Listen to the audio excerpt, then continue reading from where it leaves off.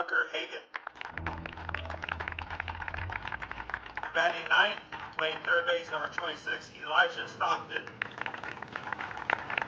Starting pitcher for today's game is number 27, Evan Oakley. Head coach for the Panthers, Todd Lopaw. Ladies and gentlemen, we would ask if you're able to please stand and join us in opening prayer, followed by the national anthem. Leading us in prayer will be Mr. Kyle Ray.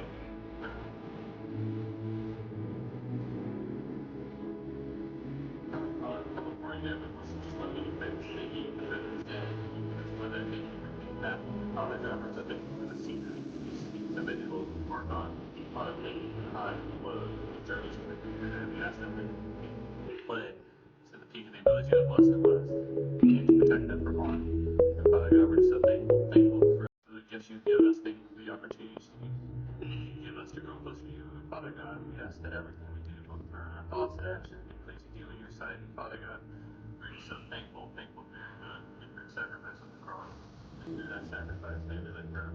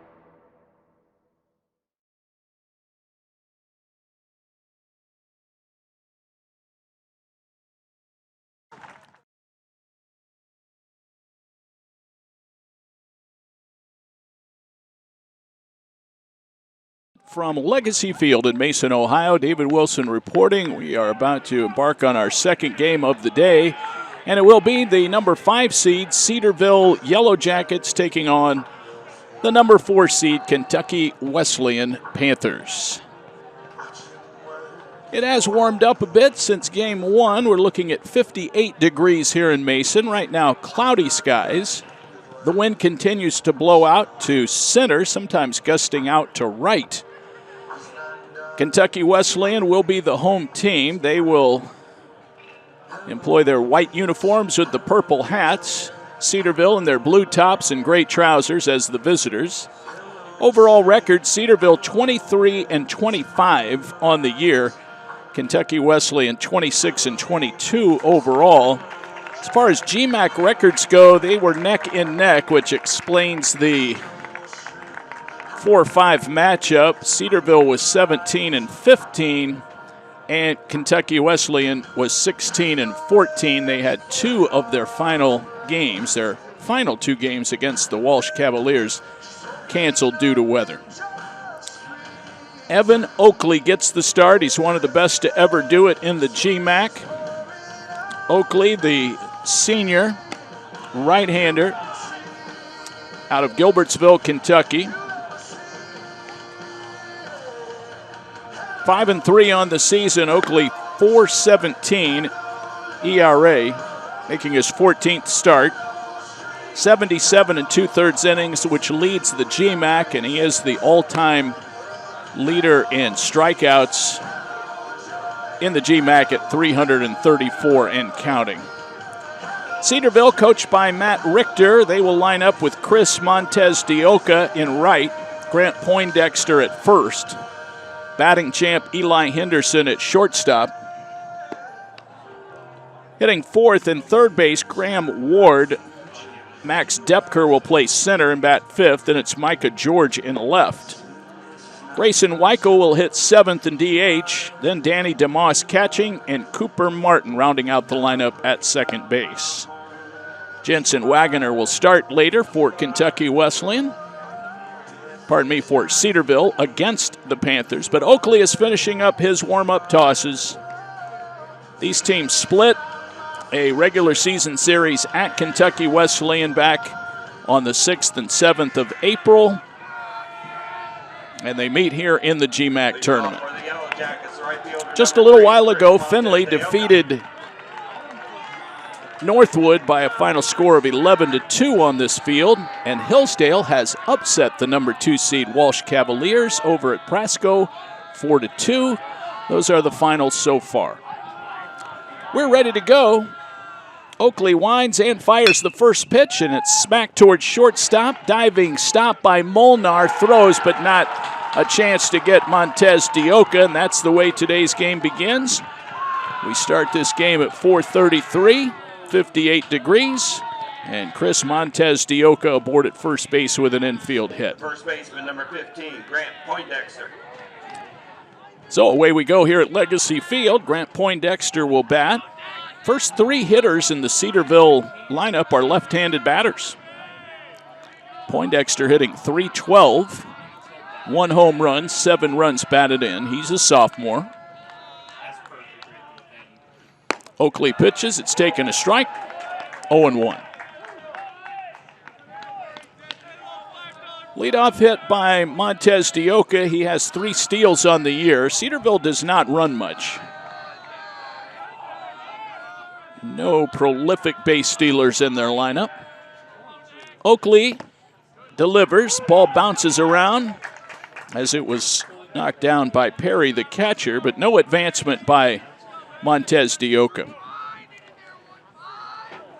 Grant Poindexter at the plate. Eli Henderson, the batting champ of the GMAC, on deck. Top of the first, no score. Breezy day here in Mason, Ohio as the GMAC tournament plays its first day. That's low for a ball. 1 ball, 2 strikes. Outfield straight away. We'll check the Kentucky Wesleyan defense in a moment. Cedarville batting .281 as a team. That ranks 8th in the GMAC. 1-2 pitch. Chopped on the ground towards second. Regal over to Molnar. 1 on to first. That's a double play. The 23rd of the year turned by the Kentucky Wesleyan Panthers. It goes 4-6-3. 2 gone here in the Cedarville first inning. Eli Henderson to the plate. The aforementioned league batting champ has had a phenomenal year. He's batting .428, 3 home runs, 33 runs batted in. Left-handed hitting shortstop takes the strike. Henderson out of Clovis, California, a junior at Cedarville. No score, bases empty. Next pitch taken high for a ball, 1-1. Elijah Stockton over at third base. Logan Molnar at shortstop. The second baseman is Jacob Regal. Tucker Hagan is the first baseman. Ellis Hurt in left as that pitch misses low, 2-1. Liam Hudson in center field. Baron Ratliff is the right fielder. Colson Perry behind the plate, and Evan Oakley pitching. 2-1 is a little bit low and inside, 3-1. Oakley, 5 wins, 3 losses. The Kentucky Wesleyan defense ranked 4th in the league. 3-1 is low, ball 4, so Henderson is on with a 2-out walk. Third baseman number 33, Graham Ward will bat. .968 fielding percentage as a team for Kentucky Wesleyan, 4th in the league. 49 errors, which represents the second fewest errors among any of the GMAC clubs. So pretty airtight defense here for Kentucky Wesleyan, helping them to a 26-win season. That one is taken a strike by Graham Ward, hitting .262 on the year with 31 runs batted in. He's a freshman. Cedarville, a very young team, no seniors among the position player group. Here's a big chopper back to Oakley. He fields and lobs it over to first to get Ward. A 1-3 put out on the chopper back to the mound. And the Yellow Jackets walk away empty-handed. No runs on one hit, no errors, a double play, a walk, one runner was left. We've played a half inning. It's Cedarville nothing, and the Panthers coming to bat. Before the house, before the office, the late nights and new bosses. Before the last hugs, the wins and the losses. Before building the team, before building yourself, the rise and grinds, all day, every days. Before the letter, before the dream, there was a kid who loved to play. If you have the talent and dedication to succeed in school and in sports, we'll provide the opportunity. In life, things aren't scripted. If you're an athlete, we need people like you and translate those skills to officiating. You can get a lot out of it. It happens in every town, in every game. We never have a perfect game, but the rewards always outweigh the negativities.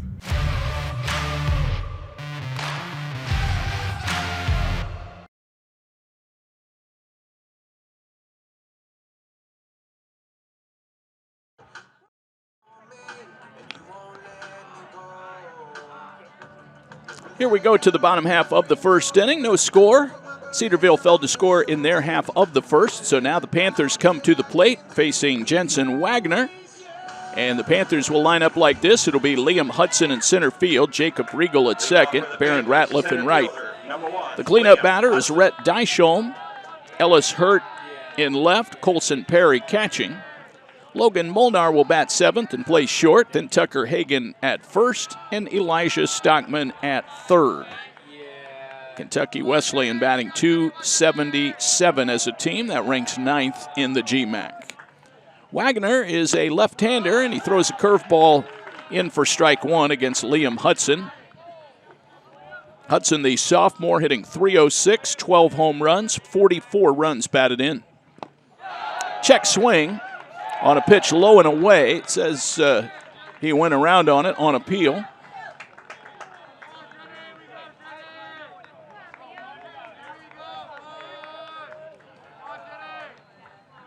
.02 on the way to Hudson. That's taken high for a ball. Wagner 5-5, a .414 earned run average.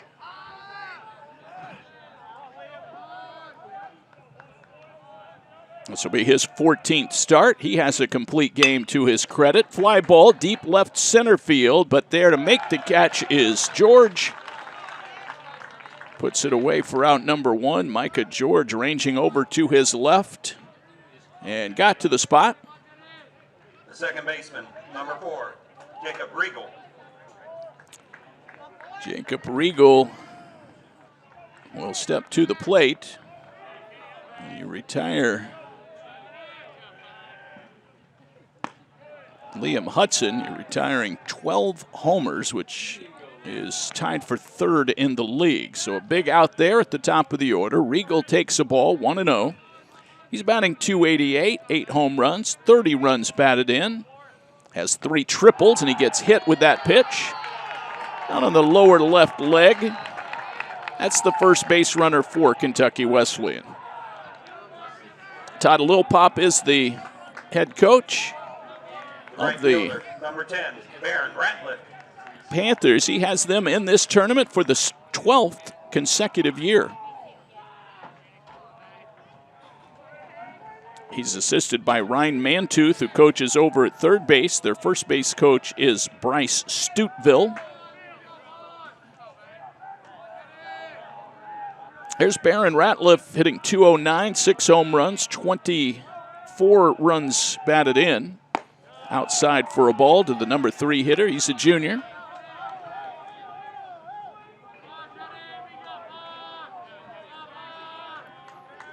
Ratliff 6'3", 205 out of Paintsville, Kentucky. Here's the 1-0 pitch. That one is hit on a line, and caught by the third baseman. They're going to double up Regal, and that retires the side. Regal was halfway to second base. I'm not sure if he thought that ball was picked off the carpet by Ward, but Graham Ward caught it on a line drive right at the shoe tops and then easily doubled off Regal for a 5-3 double play to retire the side. No runs or hits, no one left on base. We have an inning in the books. It's Cedarville nothing and Kentucky Wesleyan nothing. To them, the whole world looks like an opportunity, one to be seized, built upon, and made better for their sport and the people around it. To student athletes, every opportunity is a chance to change what could be and show the world what opportunity can do. Let's talk about character.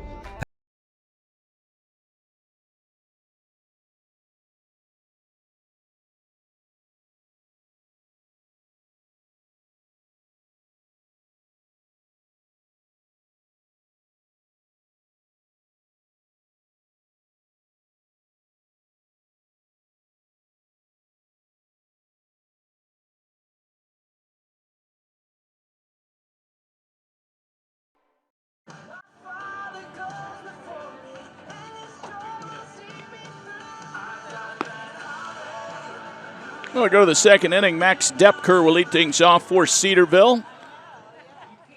Depker, George, and Weichel do up for the Yellow Jackets, coached by Matt Richter in his fourth season, 70 wins, 129 losses. This Cedarville unit is back in the tournament for the first time since 2022. Oakley pitching. Fastball in for a strike. Depker hitting .342, 4 home runs, 41 runs batted in, 5 steals for the sophomore. That one has taken a strike. 0-1. So the first time back here in 4 years, but looking for their first tournament victory since 2015. 0-2. That's down low for a ball. 1 ball, 2 strikes. No score here, top of the second inning. We're at Legacy Field, GMAC tournament.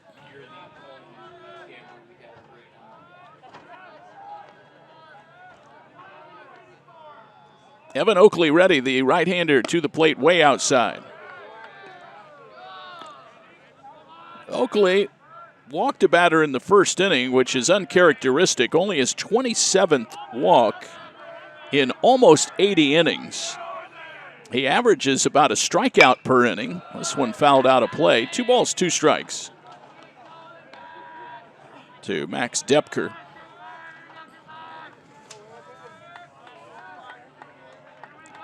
Depker did not go far for his college ball. He's out of Centerville. 2-2. That is a check swing. Appeal down to thirds. The umpire there, Don West, says he did not go around. Jeff Clifford is our home plate umpire. He's calling the balls and strikes. Mike O'Leary over at first, and Don West making the impartial calls over at third, and that is ball 4 outside. Second walk by Evan Oakley. The left fielder, number 11, Micah George. Micah George will hit with a man at first and no score here in the second inning. Micah George hitting .260. 1 home run, 18 RBIs.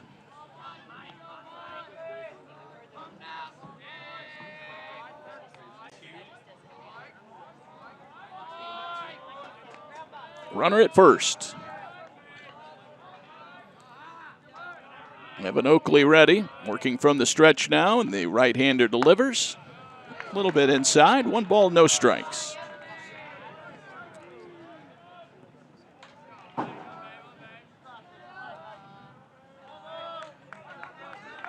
Cedarville had 2 wins out of the 4-game series against Kentucky Wesleyan early April.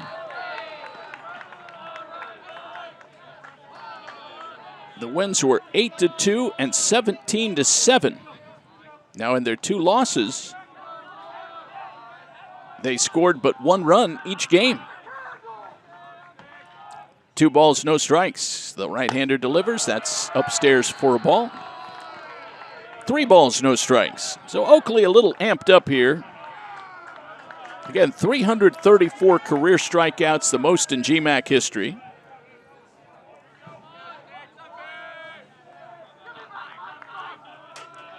He needs a strike. The right-hander deals the 3-0 and pours it over. Taken for strike 1. This 395 to straightaway center field here at Legacy. 375 to the power alleys. 325 down each line. Wind is helping the fly balls today. It's blowing out to center. 3-1. That's fouled away. Full count, 3 balls, 2 strikes. Findlay played long ball in their game against Northwood, hitting 3 out in an 11-2 victory to advance in the Pool A winners bracket. This is a Pool B ball game. 3-2. Swing and a miss. Came back to get him on strikes after falling behind. 3-0. A walk and a strikeout here in the second inning. 1 down. Grayson Weichel coming to the plate. Checking that Kentucky Wesleyan defense. You have Elisha Stockton at the hot corner. Number 14, Grayson Logan Weichel. Molnar at short. Jacob Regal at second. And Tucker Hagan at first. You've got Hurt, Hudson, and Ratliff in the outfield, left to right. Perry is catching. Second inning, Cedarville batting. Here comes the pitch from Oakley. And Weichel takes it a strike at the letters, 0-1. He's hitting .268, 3 home runs, 22 runs batted in. Another left-handed hitter. 5 out of the 9 Cedarville batters are lefty hitters. This one lifted in the air, foul to third, so it's a quick 0-2 count to Grayson Weichel.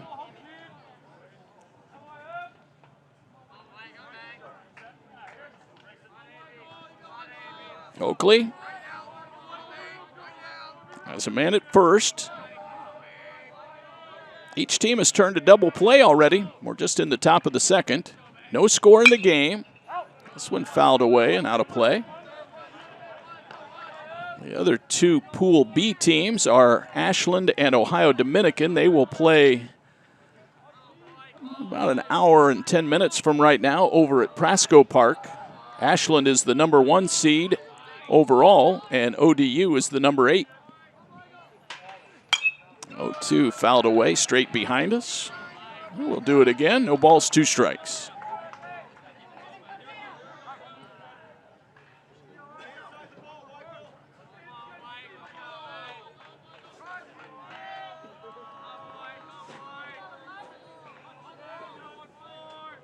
Outfield straight away.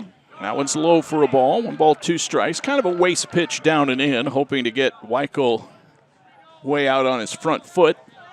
He wasn't biting.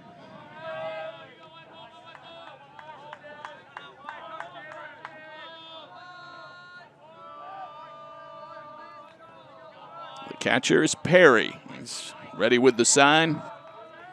Oakley, the veteran, he deals. It's outside on a fastball. 2 balls, 2 strikes.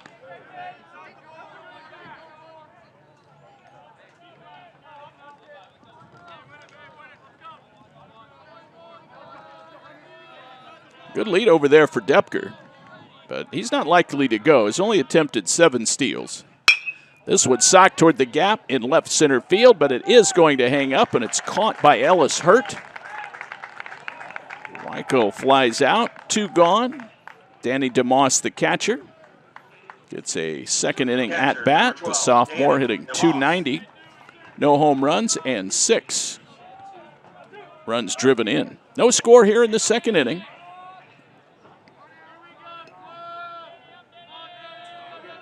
So Hillsdale defeated Walsh. They will play Findlay in tomorrow's action Here comes the pitch. That's a ground ball to second. Regal has it. He'll straighten and throw. DeMoss is out. 4-3 on the putout. Side retired. Nothing comes of the leadoff walk. The Jackets walk away empty-handed. No runs or hits. One runner left on base. We're in the middle of inning number 2. Cedarville, nothing. Kentucky Wesleyan, nothing. The road to national championships runs through NCAA.com. And whether you follow one college team or all of them, it's never been easier to get the content you want all in one place. With live broadcasts of multiple championships across all divisions. With exclusive access. Turn this music on, we still dancing. And highlights for every single championship. Stay in the game all season long with NCAA.com, the home of college sports. Innovation is happening at Ohio Dominican University. From ODU's renowned physician assistant program to a new Center for Entrepreneurship to corporate partnerships, Ohio Dominican develops dynamic leaders by equipping students with the skills, knowledge, and experiences they need to cultivate a global perspective and prepare for success in a changing world. Explore Ohio Dominican's innovative online and on-campus programs now at ohiodominican.edu.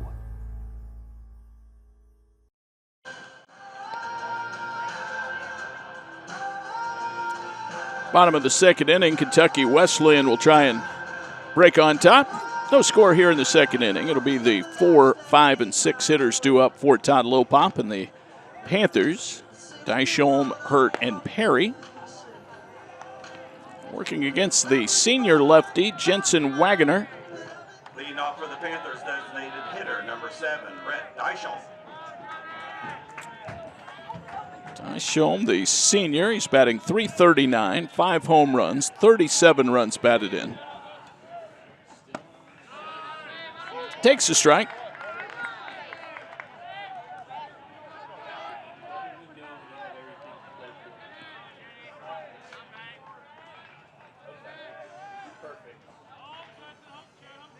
Outfield straight away against Dysholm, and he hits one toward left center, which will drop in for a hit.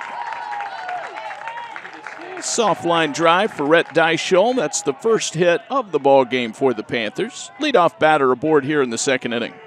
The left fielder, number 17, Ellis Hurt. There's Ellis Hurt.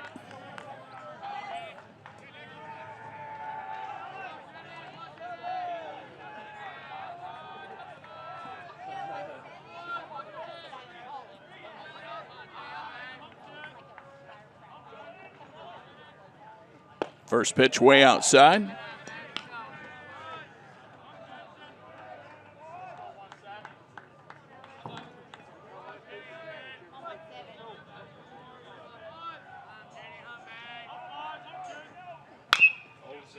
Jumps on the next pitch. That's fouled. 1 ball, 1 strike. We thank you for joining us for some GMAC baseball. We'll be here throughout the weekend, bringing you all of the action right up to the championship game on Saturday.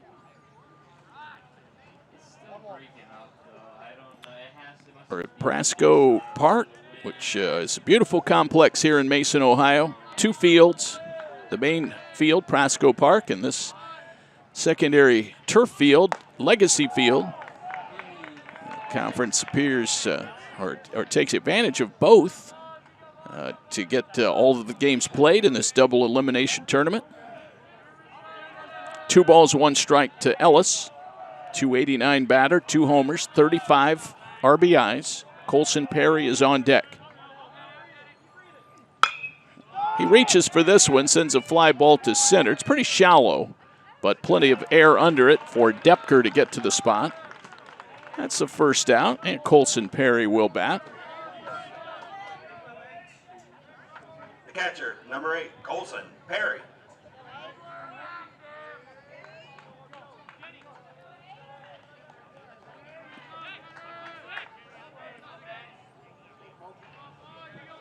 Perry, a .270 batter, looking for his first home run. 16 runs batted in. He grounds to short. The flip to second, 1 on to first, 1 hop. It is picked over there by Poindexter, and it is the second double play of the night for the Cedarville Yellow Jackets.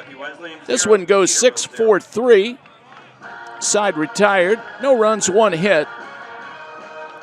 No errors, no one was left on base. We have 2 in the books, and we have no score between Cedarville and Kentucky Wesleyan in the GMAC tournament. You're watching UFTV. The television branch of Pulse Media at the University of Findlay streams the arts, athletics, and educational content to viewers across campus and the world via our website, pulse.findlay.edu, and our YouTube channel at UFTV Findlay.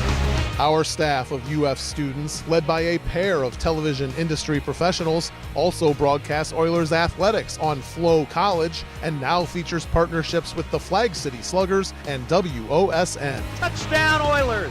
Whether simply enjoying our content or searching for someone to produce your own, UFTV has you covered. If you'd like to work with us as either a client or as a UF student employee, reach out by visiting pulse.findlay.edu and navigating to the TV tab. UFTV, bringing education and entertainment to the Findlay community and beyond.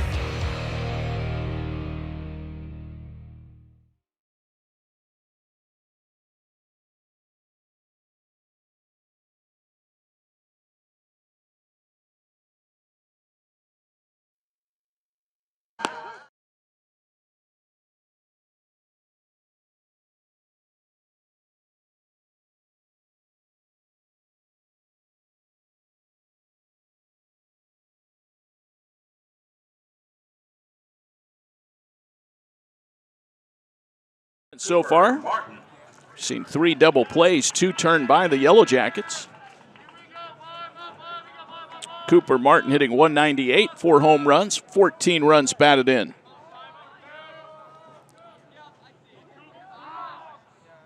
Hits are even, but we have no score here in the 3rd inning. This one poured right over by Evan Oakley.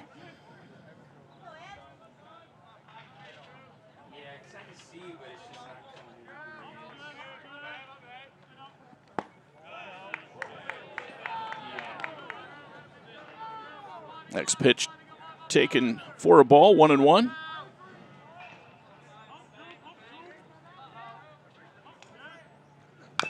Chopped foul. Oakley right around the plate here. 1 ball, 2 strikes. Chris Montez de Oca on deck for the Yellow Jackets. Kentucky Wesleyan 16-14 in the conference. They were a game ahead in the loss column, but behind in the win column. So these teams finished in a virtual tie.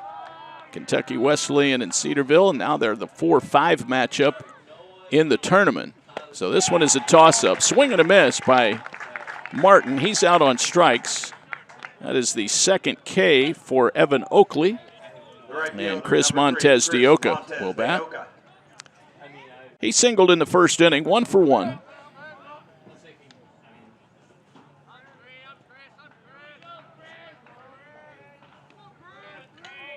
Here's the kick and the pitch by Oakley, and that one is over for a strike. Just above the knees. Pretty good pitch to start him out with. Montez de Oca, a sophomore.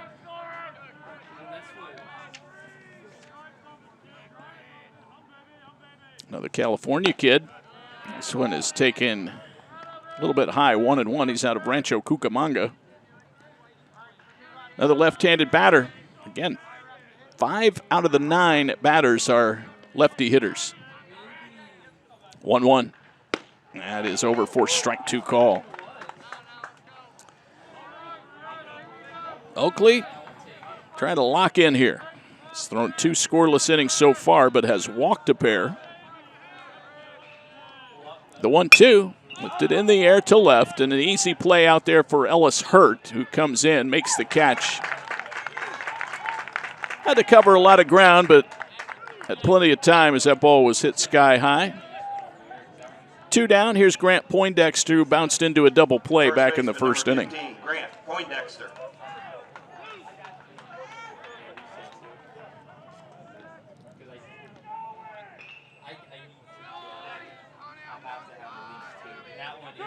Oakley working from the windup, base is empty. He's retired 5 in a row. Misses inside with it. Jeff Clifford gave it a good look. Had quite a bit of sunshine during that first game between Findlay and Northwood, but all cloudy right now here in Mason. There's a strike on the outer edge, 1-1. Eli Henderson on deck. Here's the 1-1 pitch. That's taken a strike. I think Poindexter thought that was a little bit upstairs. Sort of a neck-high strike. 1-2, Oakley deals. That's way outside, 2-2.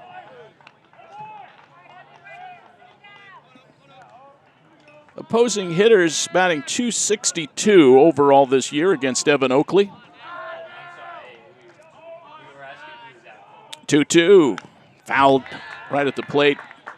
Jammed it in on his hands.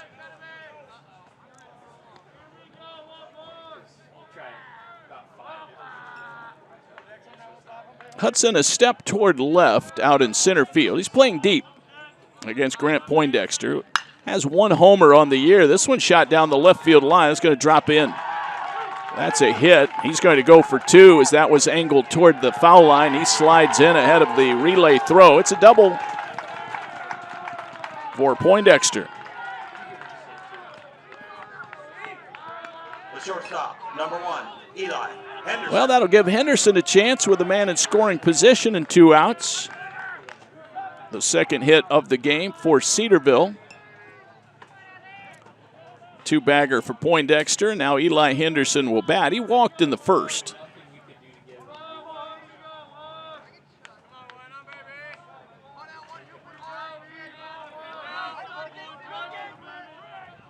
Oakley working from the stretch, having to face a dangerous hitter. The potential go-ahead run at second. This one low and away for a ball. Henderson, the league batting champ, hitting .428. Don't think. Here's the 1-1. That's taking a strike, 1-1. I was talking with Mark Womack, the communications director of the Yellow Jackets. Does not believe there's been another batting champ for Cedarville in the D2 era. So this has been a history-making season for Henderson, the junior.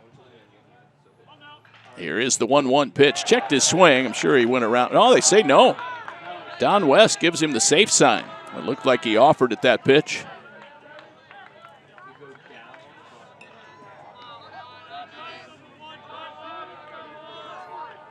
Two balls, 1 strike.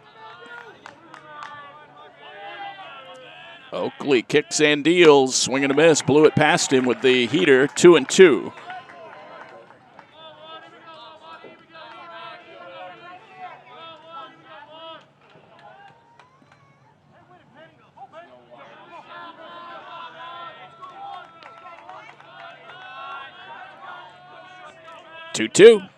Ground ball back over the middle. That's over the second base bag into center field. A base hit. Grant Poindexter rounds third. He comes to the plate. He scores.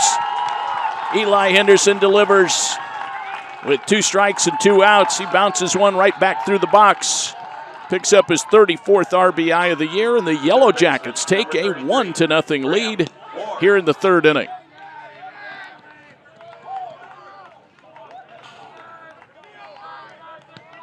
You could not aim that into straightaway center field any better than he hit it. Poindexter scores easily. Graham Ward, the 2-out batter, and he hits one hard and foul out of play to the right. He bounced back to Oakley in the first inning.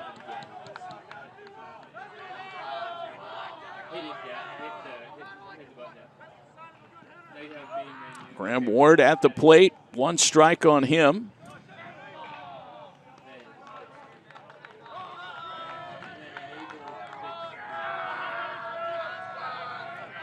One zip Yellow Jackets. They tallied a run against Evan Oakley, and this one hit hard off the first baseman. He knocks it down, able to recover. That is Hagan, who handled the hot shot right down the line. And it's a 3 unassisted put out after he gathers it in and steps on the bag.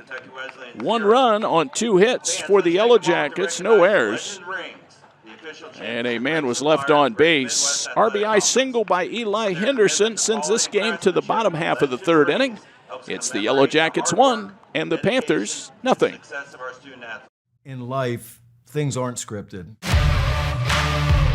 If you're an athlete, we need people like you and translate those skills to officiating. You can get a lot out of it. It happens in every town, in every game. We never have a perfect game, but the rewards always outweigh the negativities.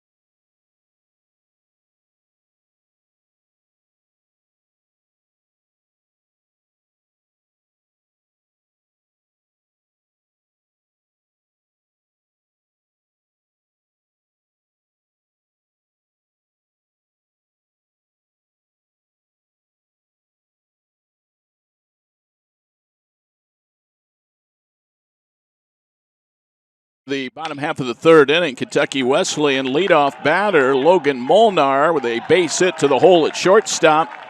Was stopped over there by Eli Henderson, but no chance to get Molnar. First pitch swinging. Picks up his first hit of the tournament. Comes in hitting .214, so he's happy to have that hit, infield or otherwise. And here's Tucker Hagen. Hagen batting .310 with 2 home runs, 35 runs batted in to go along with 13 doubles. 1-0 Cedarville, and a big looping curveball is fouled off of Tucker Hagen's foot, and he is hurting.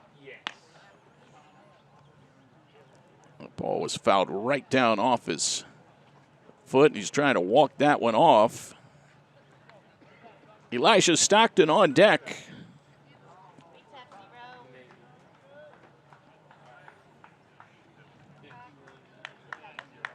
Hagen ready to climb back in as Molnar leads off first base. If you're wondering, Molnar has 11 steals in 12 attempts, so he will run. Jensen Wagoner, the left-hander, delivers. It's a fastball outside, 1-1.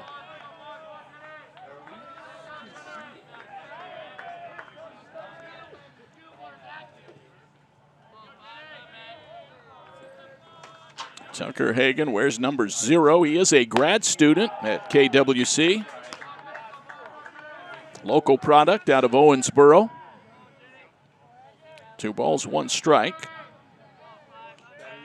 Cedarville got a run on a single by Eli Henderson. This one lifted in the air to center field and playable out there for Depker. And he will haul it in. Max Depker with the easy catch. 1-on-1 out. Elisha Stockton will bat. He's the sophomore third baseman, left-handed batter. Third baseman, number 26, Elijah Stockton. Stockton, a .329 hitter, 2 home runs and 12 runs batted in. 1-0 Cedarville. Bottom of the 3rd here at Legacy Field. Breaking ball is in there for a strike.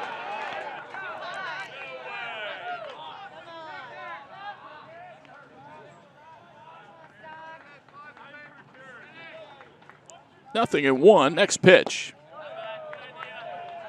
That's down low, 1-1. 1 out.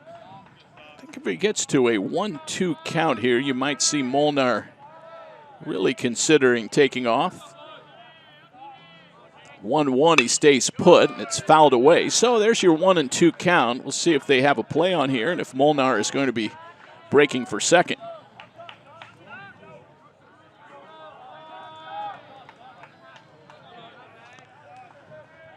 One ball, 2 strikes. Wagoner pitches, runner stays, bouncing ball to first. Poindexter fields, and we'll have one play, and that's to first. Thought about trying to get the lead runner, but the angle was bad, and he just takes the sure route, gets Stockton out, and Molnar moves to second. Tying run in scoring position, 2 outs for Liam Hudson, a .306 hitter on the year, but 0 for 1 in this game. Cedarville up by a score of 1-0 on Kentucky Wesleyan here in the GMAC tournament. First round action, double elimination in pool play. This is Pool B. Runner coming to third, throw to third, not in time. It hits the bag and bounces away, but back toward the home plate area. And it's picked up by the pitcher. A steal for Molnar, his 12th of the season, so kind of played it conservatively when he was on first, but wasted no time taking off and stealing third. 0-1 to Hudson. Didn't mean to hit it. Check swing. Foul ball. Strike 2. So Wagoner has him on the ropes now at 0-2. See what he comes back with here to try to get Hudson out. Just a sophomore, 44 RBIs. And Kentucky Wesleyan's 48 games. Quite a run producer. Left-handed batter, left-handed thrower. 0-2, way up and in. 1 ball, 2 strikes. Liam Hudson out of Louisville, Kentucky. Here comes the kick and the pitch. And that one, strike 3 call, inside corner. Wagner fans Hudson looking. Good time for his first strikeout. No runs on 1 hit. No errors. A runner was left at third base. David Wilson here at Legacy Field in Mason, Ohio. 3 innings in the books in the GMAC tournament matchup between Cedarville and Kentucky Wesleyan. And it's the Yellow Jackets with a 1-0 lead. If you're not here for Fandom 101, you're in the wrong class. Here, we learn the fundamentals of fanology, the basics of bringing the noise, and the physics of bringing out. Your path to fan mastery begins here. It's all part of the curriculum. The NCAA Championships. Attendance is encouraged. Passion is mandatory. Buy your seats today at ncaa.com/tickets. Class dismissed.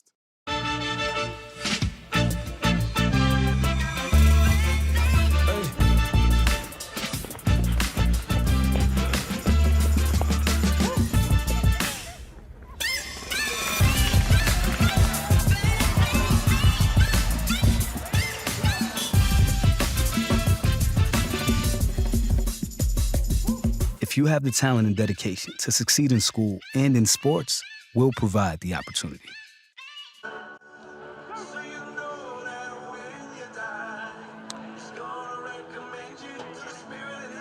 Three-inning totals show Cedarville 1 run, 3 hits, and no errors. Kentucky Wesleyan, no runs, 2 hits, and no errors. Eli Henderson's RBI single in the 3rd inning, followed Grant Poindexter's double. That has created the only run so far. Max Depker will lead things off for the Yellow Jackets of Cedarville University. He walked his first time up.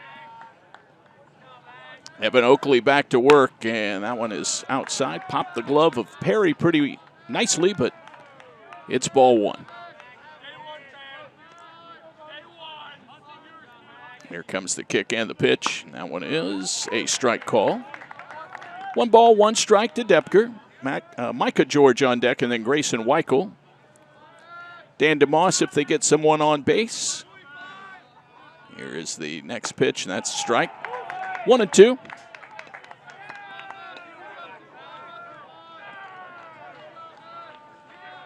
The Yellow Jackets were 5-3 on the year in neutral site games. 1-2. Lifted foul down the third base line. Kentucky Wesleyan didn't differentiate on their stat sheet. They just called everything an away game. 7-10 away from home, 19-12 at home.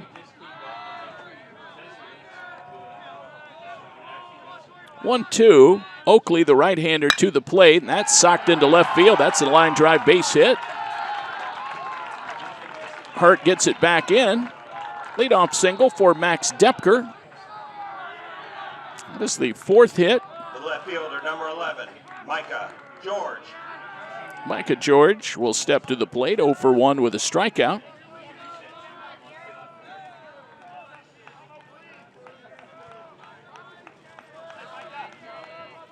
Runner at first base, Depker. Second time that he's been on. He's got a pretty good lead over there. George showing bunt, pulls the bat back, takes it high, 1-0. I wouldn't be surprised to see Matt Rector lay one down here to try to get a runner in scoring position. See if they can grab a 2-0 lead. We're in the 4th. He does square, takes a strike, 1-1.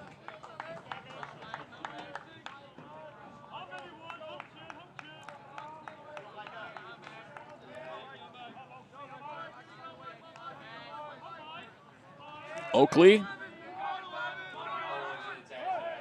working deliberately. There's a bunt back to the pitcher. He will pick it up and underhand it to first. Depker moves to second base.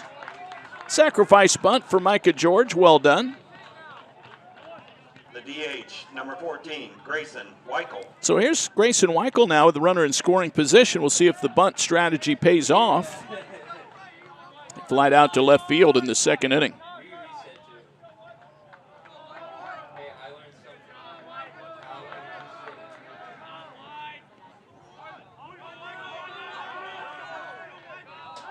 Long look back at second.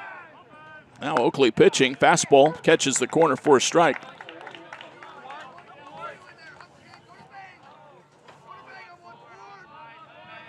No balls, 1 strike. Weichel, the sophomore. Here is the pitch. That one spikes up there. It's blocked by Perry. Again, no seniors among the position player group. For Cedarville, only 5 seniors on the roster. They're all pitchers. So a very young group for Matt Richter. 2 games under 500 for the year, but 2 games over in conference play. Here's the 1-1. Low and away for a ball.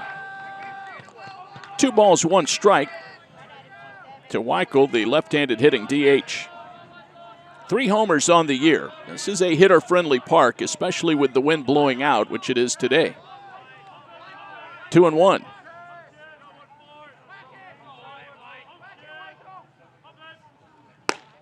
Fastball. Missed the outside part of the plate, so a 3-1 count. Late afternoon baseball here in Mason. The top seed, Ashland Eagles, will be playing this evening at 6. 3-1. Check swing. I think it mattered. It was right down the pipe for a strike. He was taking 3-2. Runner at second is Depker and 1 out. Cedarville leading it 1-0 and trying to add to it. Oakley working quickly. Here's the payoff. Ground ball, sharply hit. Base hit right field. Depker rounds third. He's headed to the plate. Here comes the throw. It's offline. Depker scores, driven in by Grayson Weichel, and it's 2-0 Yellow Jackets. Here in the top of the 4th inning, Cedarville doubles the lead with their 5th hit of the ball game. 12, Danny DeMoss. Weichel's 23rd RBI of the year. Solid single into right field. 2 hits in the inning.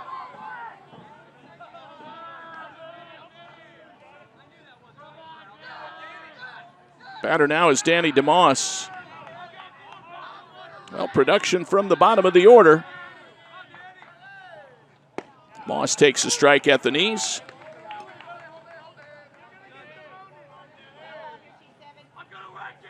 DeMoss grounded out to second in the second inning.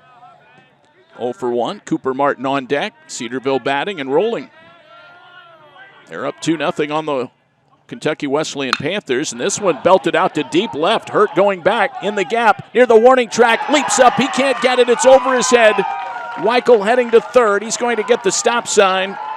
Into second base is DeMoss with a double to the base of the fence and left field just to the right of the 375 marker. Weichel had to wait up to see if Hurt was going to make a nice running catch on that. So he ends up at third base.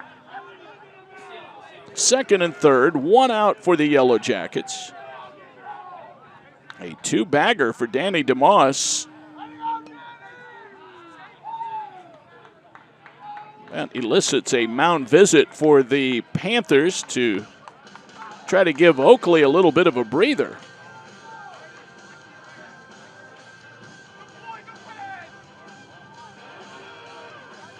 Cooper Martin will have a chance with 1 out and runners in scoring position.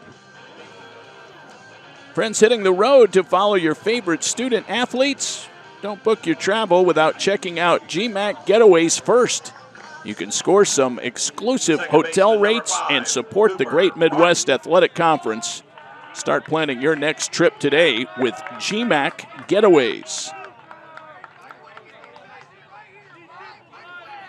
Here's Cooper Martin, 14 RBIs on the year, number 9 hitter. Can do a lot of damage with a routine single. Chop that one foul. 3 hits in the inning and now 6 in the game.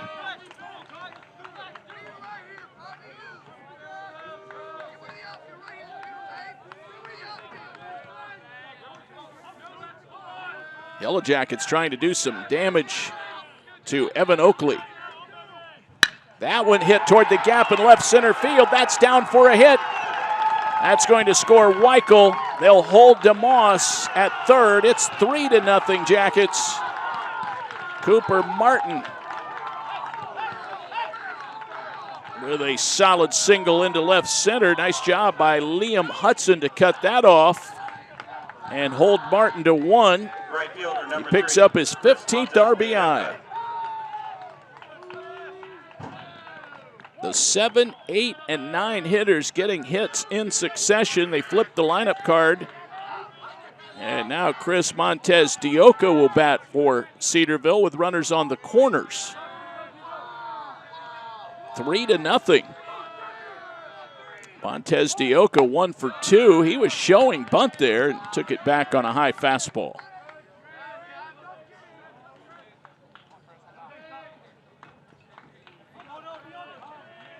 Grant Poindexter on deck. Only 1 out here in the 4th inning. That one outside. They called that first one a strike, 1-1. No, they did not. 2-0. 2-0 the count. Chris Montez Dioka.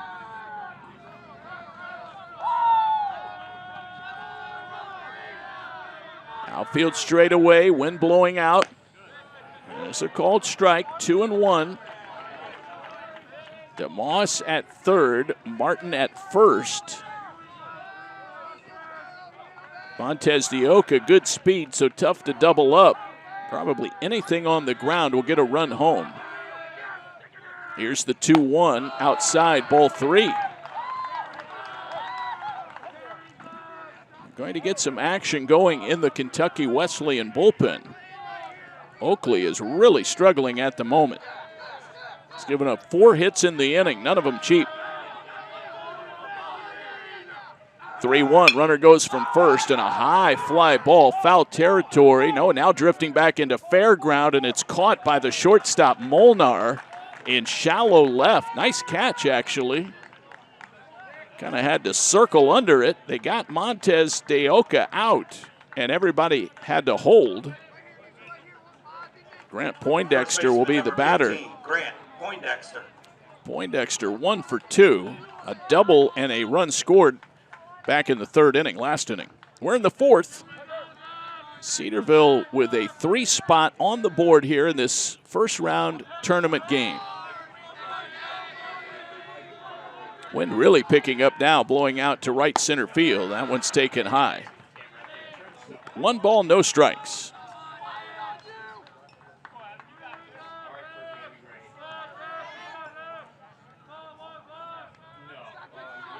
Let's see if Martin is running with 2 outs to try to get some infielders moving around. He stays put, and that one's fouled back.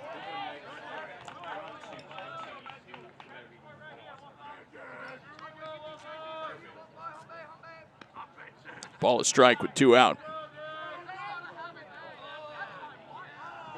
Oakley wants a new baseball, so Jeff Clifford obliges.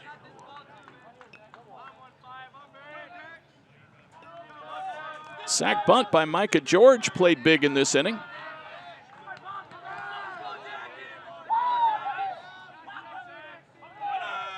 Runner goes. Pitch is taken, a strike, no throw. It's a steal for Martin, his 3rd. So indeed, he was going.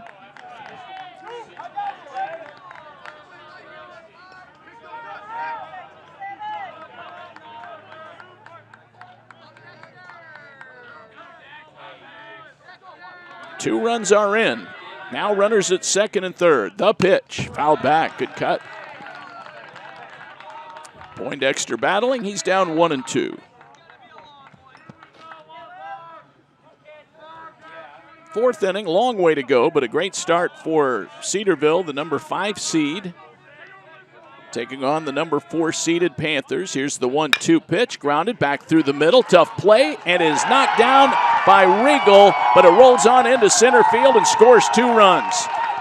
Big 2-out hit for Grant Poindexter, big bouncing ball over the mound.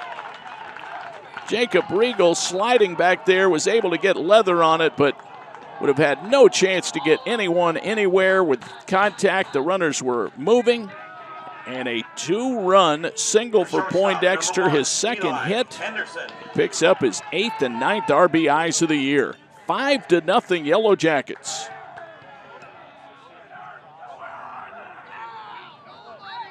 So the stolen base by Martin ends up looming large. Huge hit there with 2 outs. And the batter is Eli Henderson, takes the ball 1-0. He drove in a run with a single in the 3rd inning.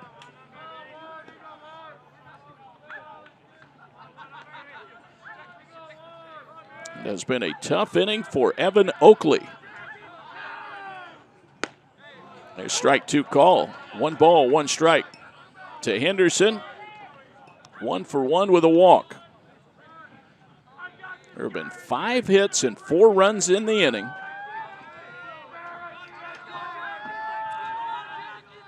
One. Big swing and a foul back to the net. 1 ball, 2 strikes. Evan Oakley, a 4.17 ERA. Guarantee he has not had too many innings like this. 1-2. Yellow Jackets just put some good swings on the ball. Runner at first, stays put. This one is yanked foul. 1 ball, 2 strikes to Henderson. He is the 8th man to bat in the inning for the Yellow Jackets. They are the visiting team. We're in the top of the 4th.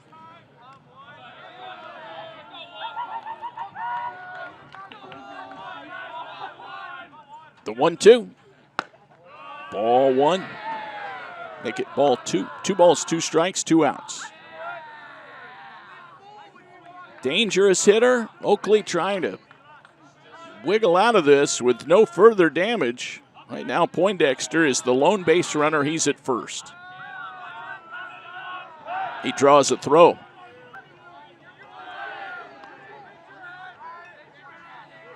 Skies are clearing a little bit. They do have the lights on here. 2 balls, 2 strikes, 2 outs. And here comes the delivery, and that's a wild one. That skipped on the carpet, and Poindexter goes down to second base. So we just have a little bit of everything this inning.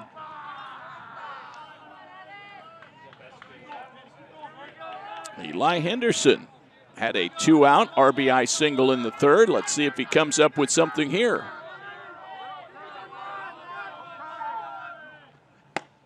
That's outside. It's ball 4. He slings the bat back toward the dugout. His second walk. He's been on base all 3 times. And now here is Graham Ward. That's it. Evan Oakley is not going to make it out of the 4th inning. Todd Lilpop is coming out. Tough outing for the ace. Works 3 2/3 innings. Still responsible for 2 runners on base. He has given up 8 hits and 5 runs, all earned so far. He's had some trouble with his control. He has walked 3 and fanned 2. Did keep the ball in the ballpark. So we've got a new pitcher on for Kentucky Wesleyan. Looks like it'll be Josh Tucker. And so we'll take a timeout here while he warms up. As the Jackets continue to rally, they lead it 5-0 in the 4th inning. Back to Prasco Park in just a moment on Flow College.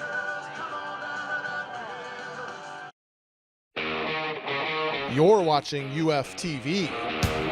The television branch of Pulse Media at the University of Findlay streams the arts, athletics, and educational content to viewers across campus and the world via our website, pulse.findlay.edu, and our YouTube channel at UFTV Findlay.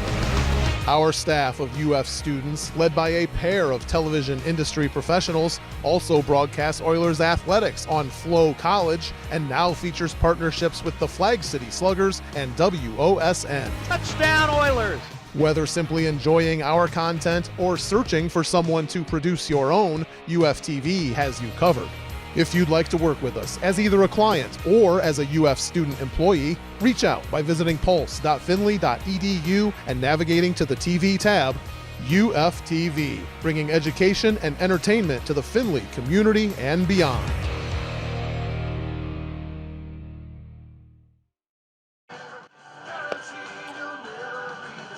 Well, the redshirt senior out of Paducah, Kentucky, Josh Tucker takes over. Tucker, 5'10", 190, a right-hander. He's called on to try and put out the fire here.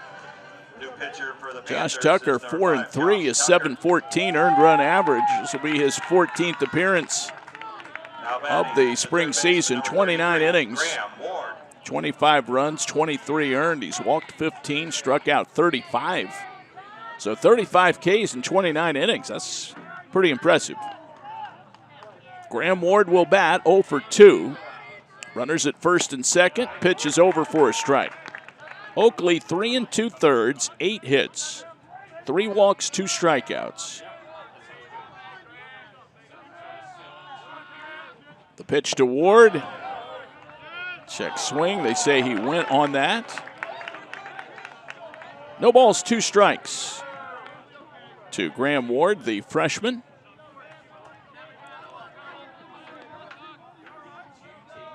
No balls, 2 strikes. Tucker pitching. Low and away for a ball, 1-2. That was a huge hit by Grant Poindexter to add 2 more onto the ledger, making it a 5-0 lead for Cedarville. 1-2. Low and away, blocked nicely on a backhand by Perry. And the count evens up at 2 balls, 2 strikes.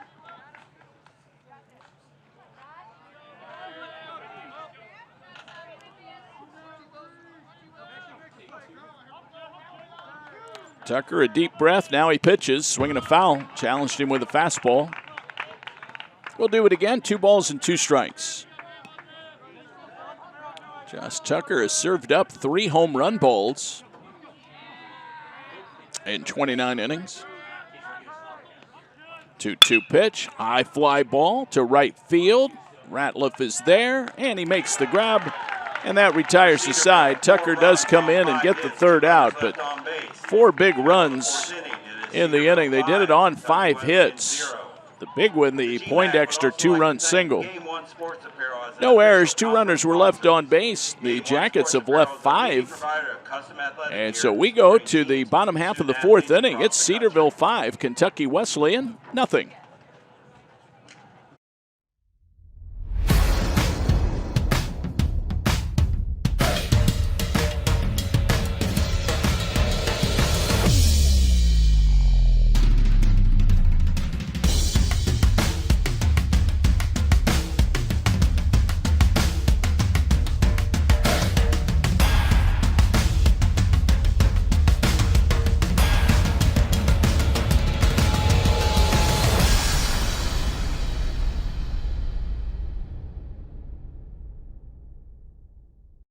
Let's talk about character, passion,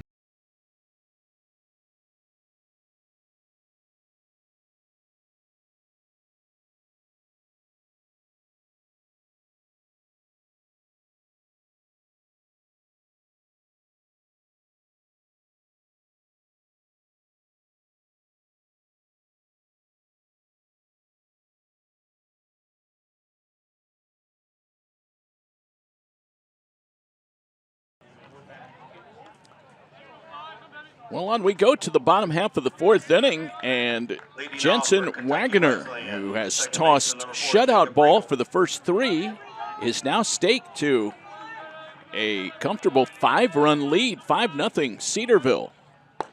Wagner pitching to the leadoff batter, Jacob Riegel, breaking ball over for a strike, and it's 0-1.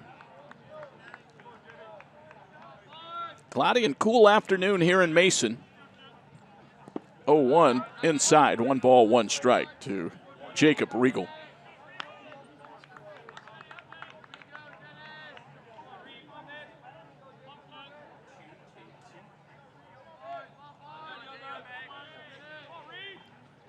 That one's taken upstairs for a ball. Riegel, a newcomer to the lineup, a junior. Tied for 7th in triples with 3. Chops that one foul. 2-2. Just out of the top 10 in homers with 8.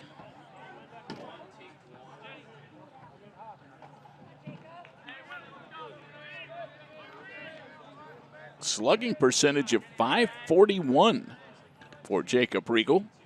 Here's the 2-2. Chopped on the ground to third, sliding over to cut it off Ward. His throw across in time. Riegel out 5-3. Nice play by Graham Ward. Here's Barron Ratliff, lined into a double play back in the first inning. Number 10, Barron Ratliff. Ratliff led the GMAC in walks with 48.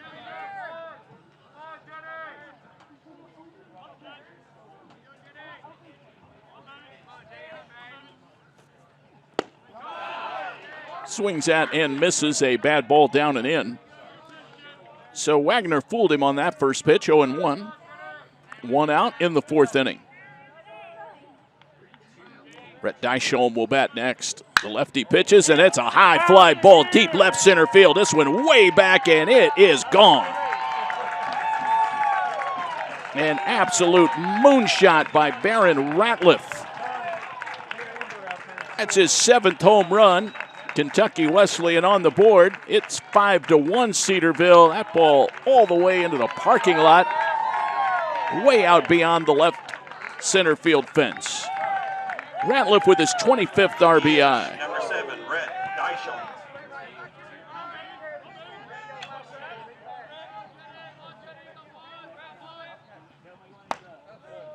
Dysholm takes strike 1, 0-1.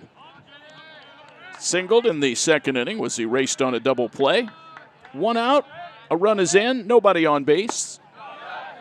There's a strike call, quickly 0-2 to the cleanup batter.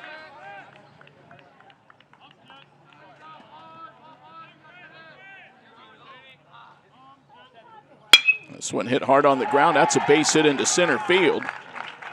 Depker gets over to get it back in. As he scoops and throws. Single for Dysholm, a homer, and now a base hit. Number 17, Ellis Hurt. That'll bring Ellis Hurt to the plate.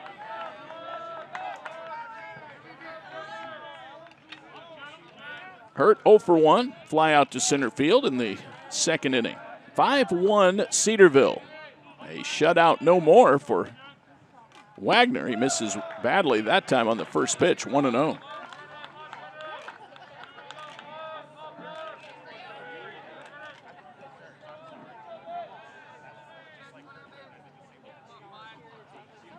This one socked to third. It's caught on a line drive. Ward throwing back across the diamond. His throw a little offline to try to double up Dyshome. Hurt with an absolute missile that was flagged down by Ward at third base. That's why they call it the hot corner.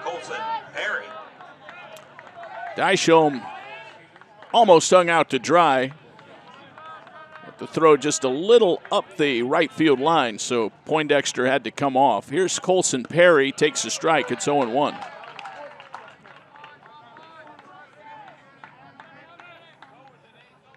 Started to talk about Hurt, who had 15 multi-hit games during the year. He's 0 for 2 here in the tournament.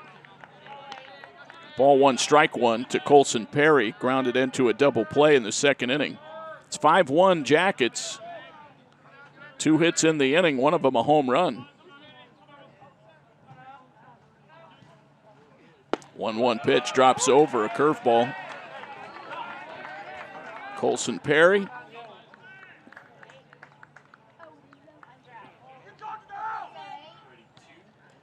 One, two from Wagner. Here it comes. It's outside. Wagner might have, I don't know, if he kind of looked down at his landing spot there. Kind of landed funny, might have slipped a little bit. He has some kind of a wild or violent delivery. Really snaps the ball off, and he gets a swing and miss there. And that retires the side. Colson Perry strikes out. That is the first strikeout. We get the second strikeout for Jensen Wagner in the first 4 innings. Panthers get a home run from Ratliff, 1 run on 2 hits. No errors, 1 runner was left on base. We've played 4, Cedarville 5, Kentucky Wesleyan 1.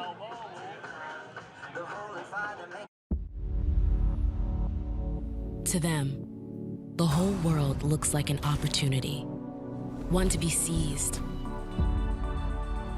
built upon, and made better for their sport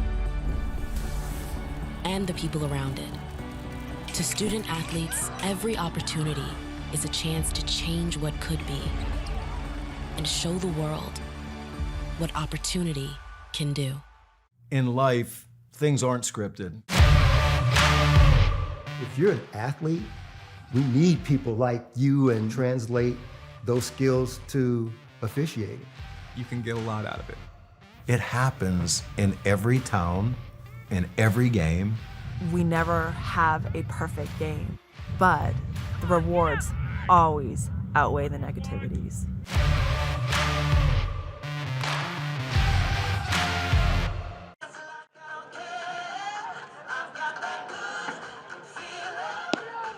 Here come the Jackets in the 5th inning. We proceed on into the middle innings of this game with Kentucky Wesleyan and Cedarville battling in a Pool B tourney opener. JMAC tournament divided into 2 4-team double elimination pools. Winners of each pool, which will be decided on Friday, will meet in the championship game on Saturday afternoon. In fact, Saturday at noon over at Prasco Park. We'll have that one for you right here on Flo. Max Depker will be the leadoff hitter, just as he was last inning and just as he was in the second inning. That one bounces up there from Josh Tucker. 1 ball, no strikes. Cedarville plated 4 last time. 1-0 over for a strike, and it's 1-1.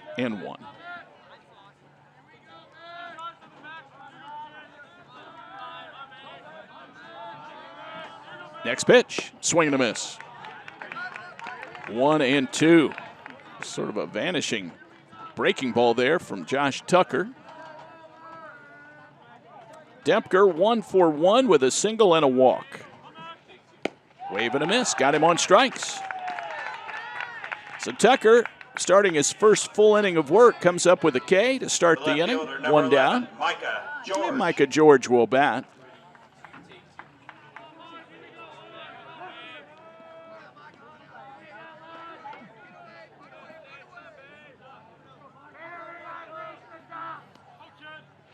First pitch at the knees for a strike on a fastball. George had that key sack bunt last inning, which kind of set everything in motion. Weichel followed with a base hit, and then the hit parade really started in. 0-1, that's low for a ball, 1-1.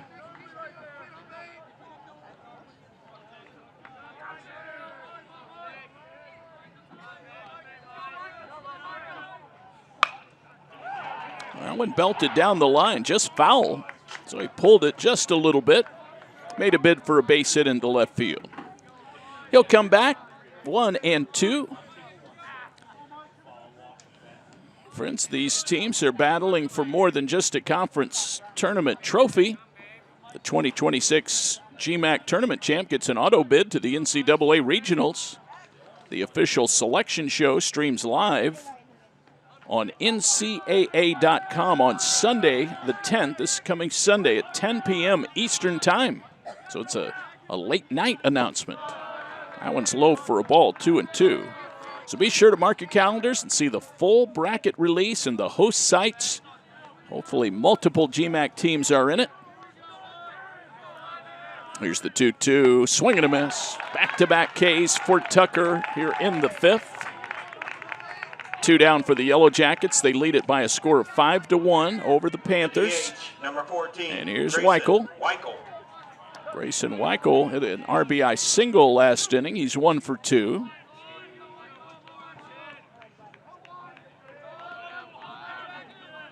Here comes the pitch, and that one is low for a ball.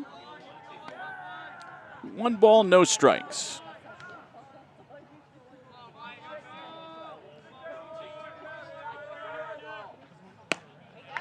Just off the plate. Pretty good pitch there. Didn't miss by much. 2-0. Grayson Weichel, the DH, the sophomore.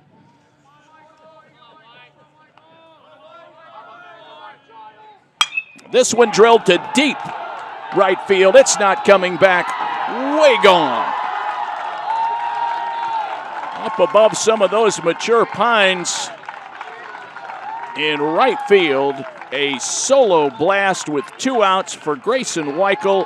His second hit, his second RBI of the ball game, his 4th home run of the year, and it's 6-1 Yellow Jackets.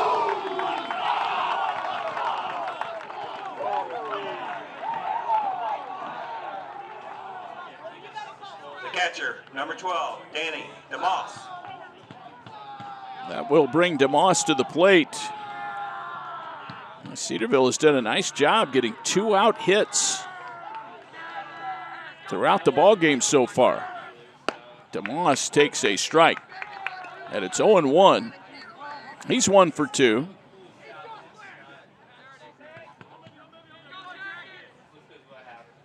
Chopped on the ground towards second. It's going to be a tough play. Regal has it and throws him out. Helped to have the catcher running there. 4-3 on the putout. 1 run for the Jackets on the 2-out homer by Grayson Weichel. No one left on base. We're halfway through the ball game. Middle of the 5th. Cedarville 6, Kentucky Wesleyan 1. Before the house, before the office, the late nights and new bosses. Before the last hugs, the wins and the losses. Before building the team, before building yourself. The rise and grinds, all day, every days. Before the letter, before the dream, there was a kid who loved to play. If you have the talent and dedication to succeed in school and in sports, we'll provide the opportunity. Let's talk about character.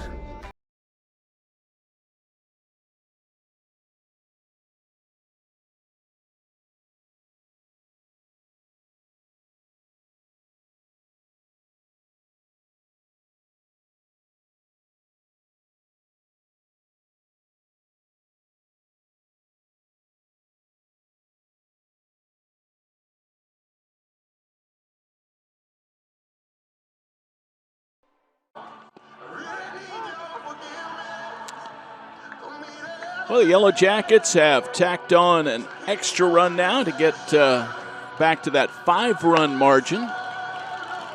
It's 6-1 Cedarville, back in the tournament for the first time since 2022. Leading off for Kentucky Wesleyan, the shortstop, number 2, Logan Molnar. We go to the bottom of the 5th. Logan Molnar will lead things off against Jensen Wagner. Wagner served up a solo home run last inning and a base hit, but then got the next 2 hitters. Molnar 1 for 1 with an infield hit. He takes a strike. It's 0-1. Wagner has hit a batter, but has not walked anyone. Here's the 0-1. That one socked towards center field. Park will hold it. Depker comes on. Oh, it drops in. Boy, coming off the bat, I thought he would have time to get there, but he plays it on a hop. Molnar will take it. Leadoff hit. The first baseman, number 0, Tucker Hagan. Tucker Hagan batting now. He's 0 for 1.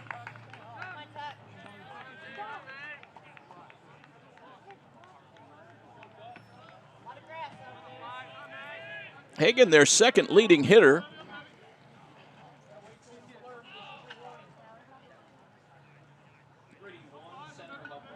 .310, his average coming in. 12 multi-hit games during the course of the season. This one fouled back. He's red hot coming into the tournament on an 8-game hitting streak.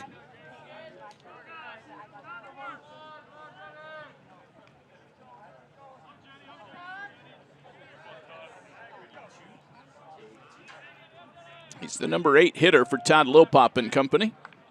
6-1 Cedarville. We're in the 5th. That one a little low. Breaking ball from Wagner. 1 ball and 1 strike.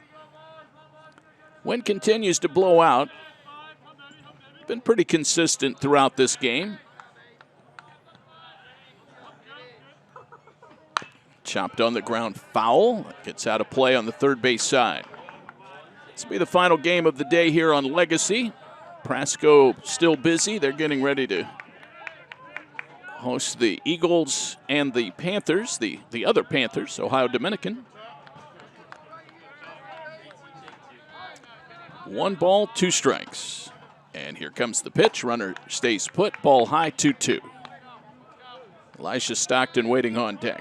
We have had a fun day of baseball here. Finley really brought out the bats, scored 11 times to dispatch Northwood. Here is the 2-2, socked toward deep right. Park should hold it. It's Dioka to make the catch. Hagan is out on the fly ball to right field. Friends, when the game is on the line, the Great Midwest Athletic Conference trusts the best. Diamond Sports, proud to be the official baseball of the GMAC. Built for durability, unmatched performance, and championship moments. Step up to the plate with confidence. Step up with Diamond. Wave and a miss by Elisha Stockton.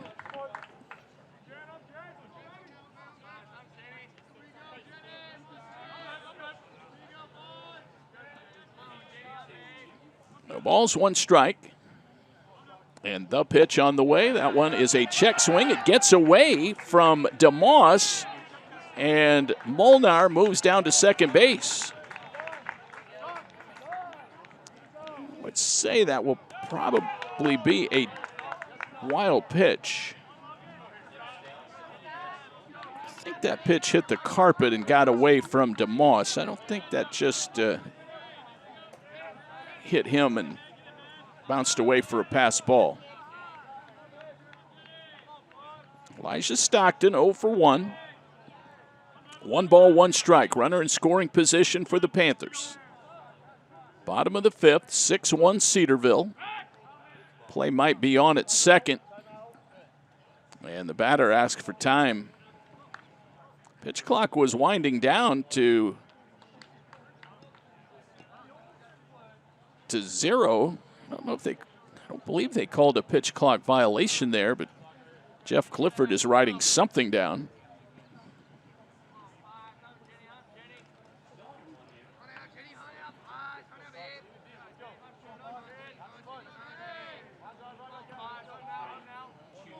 One ball, one strike. The pitch. Big cut and a miss. 1-2. Liam Hudson, the on-deck batter. Kentucky Wesleyan down 5. Bottom 5, so it's time to start making that climb back up. Here's the 1-2 pitch. Breaking ball grounded to second. Martin comes in, makes the grab, and throws out Stockton. That moves Molnar over. Cooper Martin handles that off the carpet with no trouble. The center fielder, number 1, Liam Hudson. Liam Hudson 0 for 2. Be the 2-out batter, so they get the lineup card turned over, but 2 outs. Hudson struck out looking back in the 3rd inning.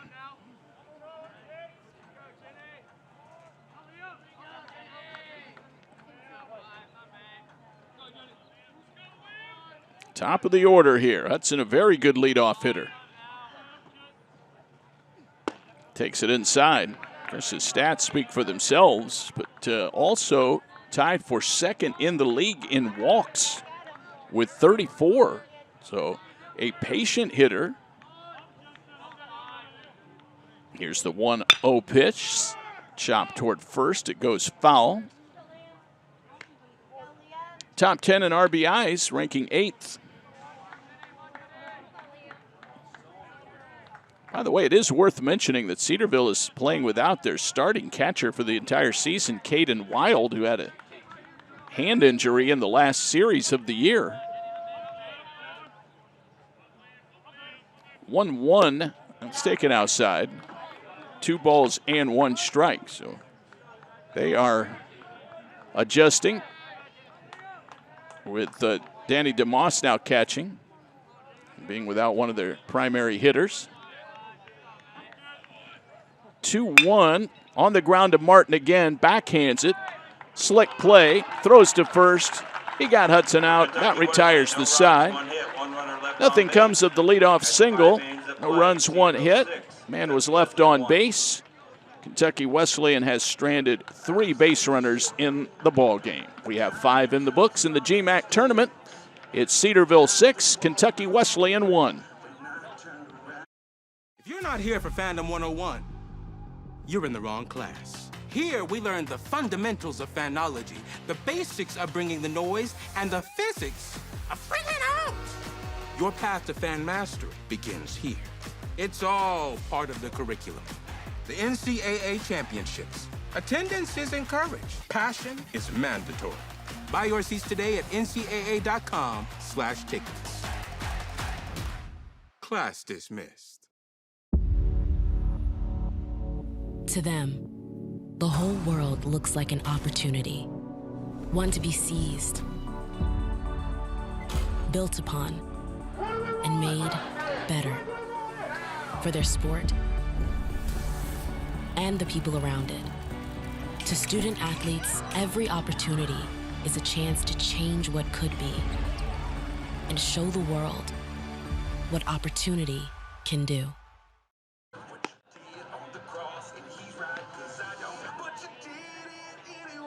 A 6-1 ball game. We go to the 6th inning here at Legacy Field. Always great to be here at Prasco Park and all of the great employees here. They roll out the red carpet for the GMAC and the postseason tournament. This is day 1.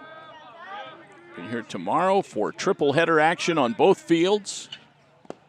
Cedarville batting. It's Cooper Martin. He takes a ball 1-0, 6-1. Yellow Jackets leading. Martin is 1 for 2 with a RBI single.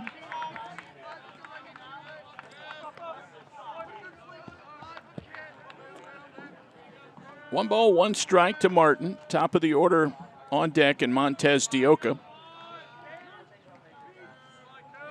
Here's the 1-1. It's low for a ball. 2-1.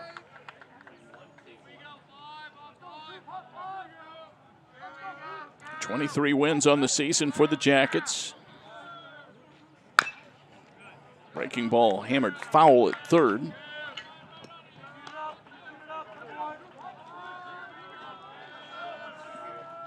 Two balls, two strikes.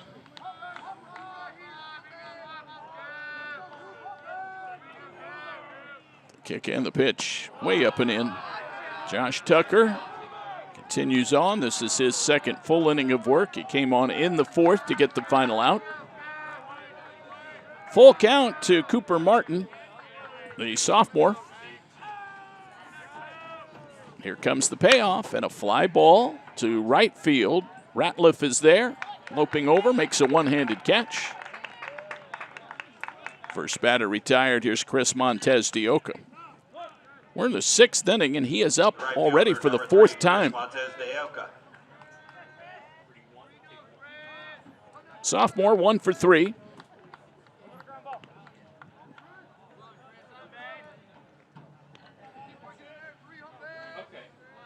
Here comes the delivery, and that's in there for a strike. 0-1. One out. I'd love to get him on and keep the pressure on. That's fouled out of play. Some big hits in the ball game.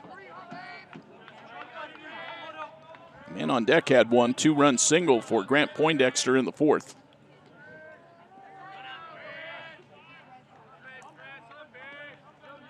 Here comes the 0-2.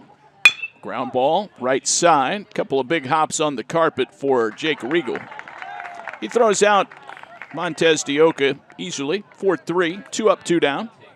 And here is the aforementioned Poindexter, who is 2 for 3 First baseman, number 15, in the ball game. Grant Poindexter. Findlay and Hillsdale have won. Hillsdale in an upset over the number 2 seed Walsh Cavaliers. First pitch fastball in for a strike against Poindexter. So those are your two winners bracket teams.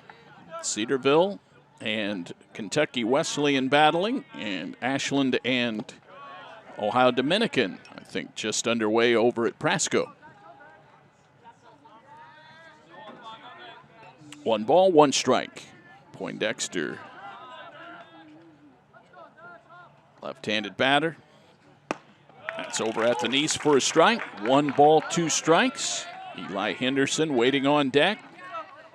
Jackets have gotten a number of big 2-out hits. Fouled away. Henderson's RBI single in the third inning came with 2 outs. And then the Poindexter 2-run single in the fourth came with 2 outs. He strikes out swinging, and that retires the side. So 3 up, 3 down. First time today that the Yellow Jackets have been retired in order. Tucker finally does it. We go to the bottom half of the 6th inning. Jackets 6, Panthers 1.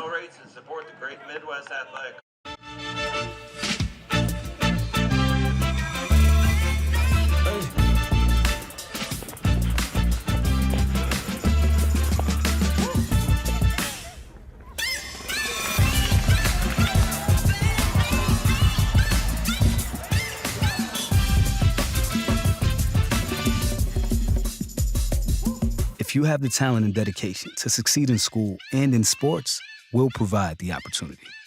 The road to national championships runs through NCAA.com. And whether you follow one college team or all of them, it's never been easier to get the content you want all in one place. With live broadcasts of multiple championships across all divisions, with exclusive access. Turn this music on, we still dancing. And highlights for every single championship. Stay in the game all season long with NCAA.com, the home of college sports.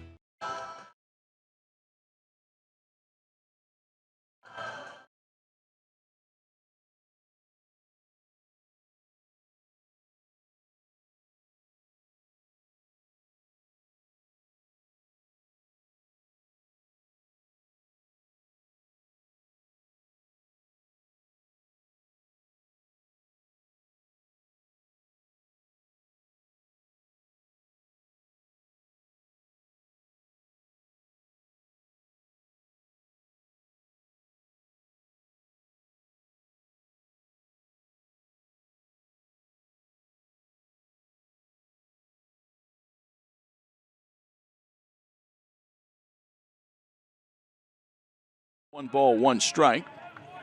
Tomorrow's games are set, at least the early 2 games. Findlay and Hillsdale will play in a Pool A matchup, swing and a miss.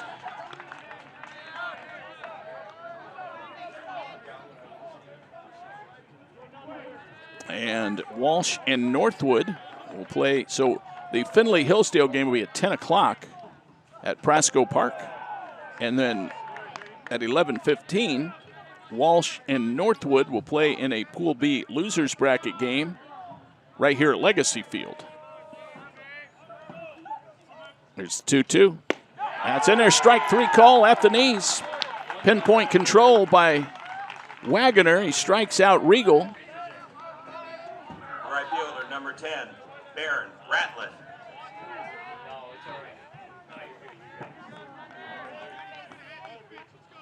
Ratliff homered his last time up. That was a long dinger to left field. That one is taking a strike. 3 strikeouts in the game for Wagner now. Ratliff 1 for 2. The lefty pitches. It's outside for a ball, 1-1.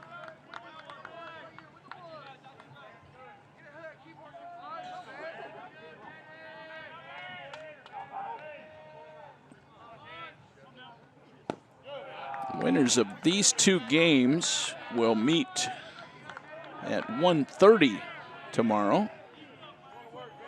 The losers will play at 2:45. 2-1. It's outside for a ball. It's 3-1. If the score holds here, Cedarville would advance in the winner's side. Take on the winner of Ashland and Ohio Dominican, but long way to go yet before we speculate.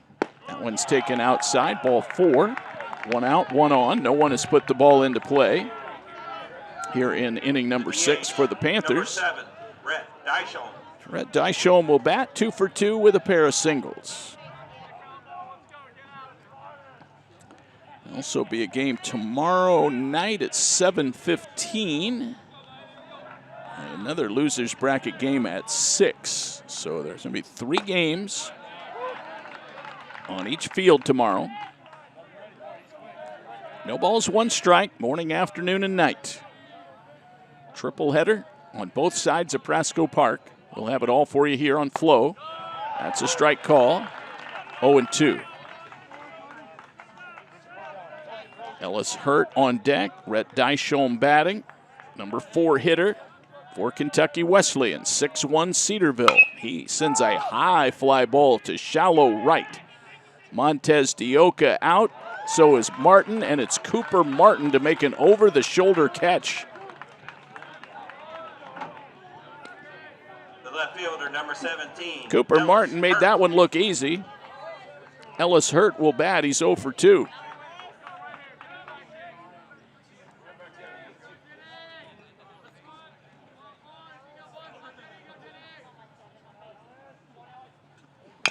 Chopped off the plate, playable for Wagner. He has it, has to hurry, fires a missile over there, not in time.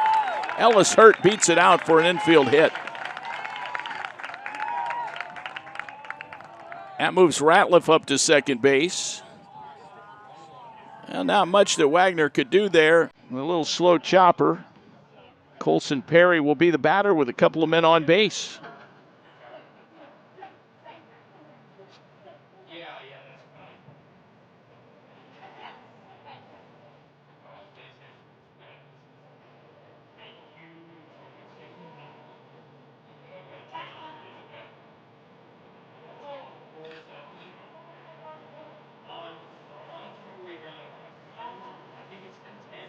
Well, let's see what we have here. Not sure if we.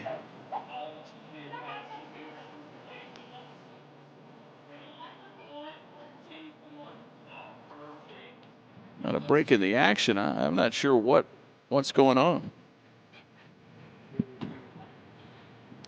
Oh, I think there was a challenge. Okay, I think that play is under review at first. So I think Matt Richter challenged that, and they're taking a look That was a close play, but it looked like Hurt beat it out. A little surprised they challenged that, but I guess why not? And they were right in front of it as the Cedarville Yellow Jackets are in the first base dugout. So they had a good look at that play. Hurt with a little chopper off to the third base side of the mound. Wagner fielded it. Unfortunately, we don't have the replay to show you, but they have replay in place with a different camera system throughout the tournament. So they have some different angles. They would not be using our feed anyway. They have their own. So umpires go into their headquarters, a little building here right behind Legacy Field.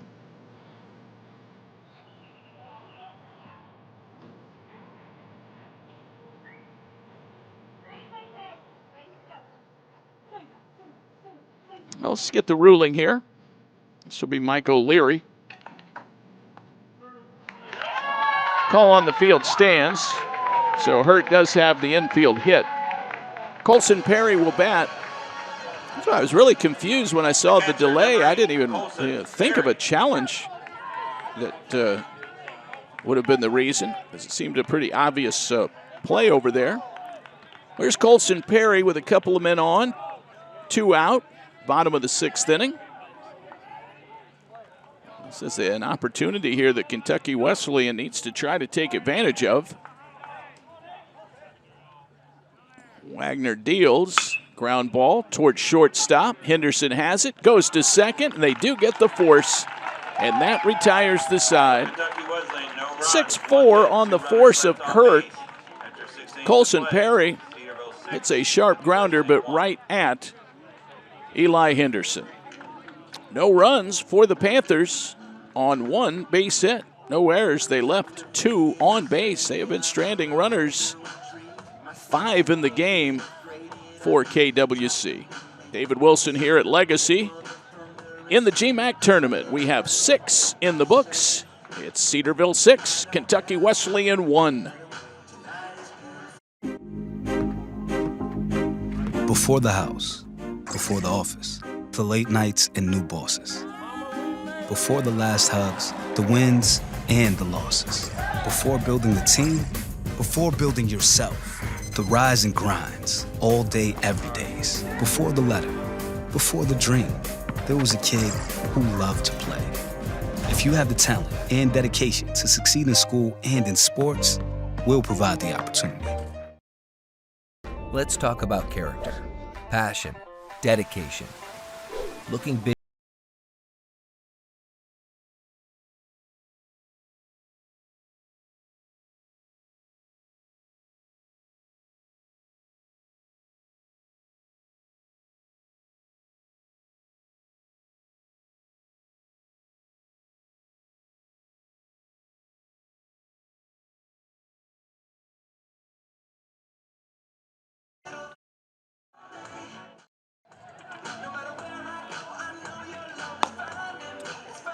Well, Josh Tucker back to work.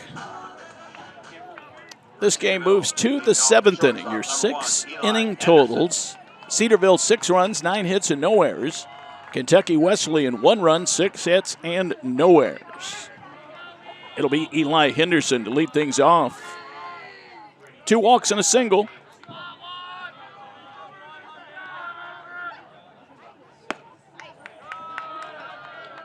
First pitch of ball to him.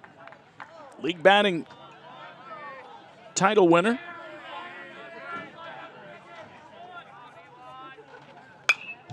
Fouled that one back. Good cut. 1 ball, 1 strike. Nobody on. Leadoff batter at the plate here in the top half of the 7th inning. Cedarville trying to pull a mild upset. This is a 5 versus a 4 in terms of the overall tournament seedings. They do play in divisions in the regular season, but regardless of division, the top 8 teams in terms of conference record make it into the tournament, and they are seeded then into each pool. This one socked down the left field line, foul. Almost all the way to the corner on the fly, but a loud strike for Eli Henderson.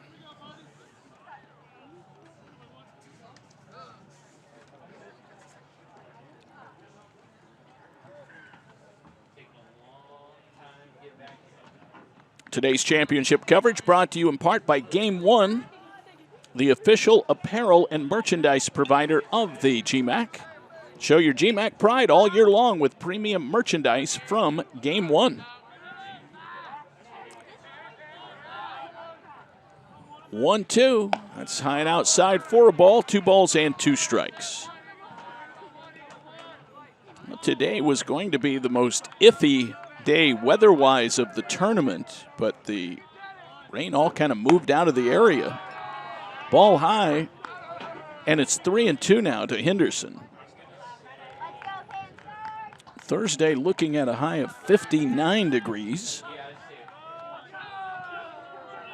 Here's the payoff pitch. That's down the third base line. He'll keep that one fair, and that one rolls toward the corner. Second hit of the day for Henderson, and he goes into second base with a double. Leadoff man aboard here in the 7th inning for the Yellow Jackets.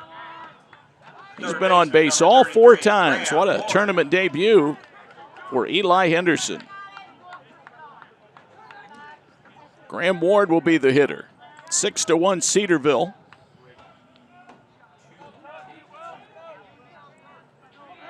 He's 0 for 3. Cleanup batter in the order for Matt Richter. Josh Tucker. He delivers. That one's in there for a strike, 0-1. He's looking for a pretty nice day tomorrow, partly sunny and 59. We'll get underway pretty early tomorrow at 10 o'clock.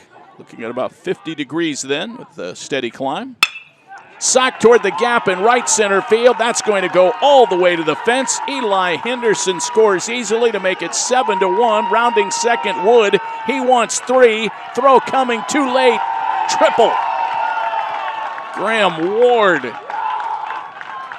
drives it to the gap in right center, right under the flagpoles. Driving home Eli Henderson. His first hit of the ball game, his 32nd RBI of the year.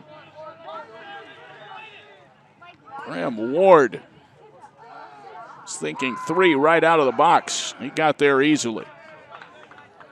Center fielder, number 25. 2 extra base hits here in the 7th inning for the Yellow Jackets.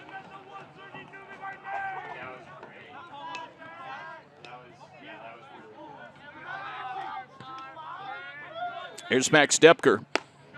7-1 Cedarville in the 7th. Depker 1 for 2 with a single.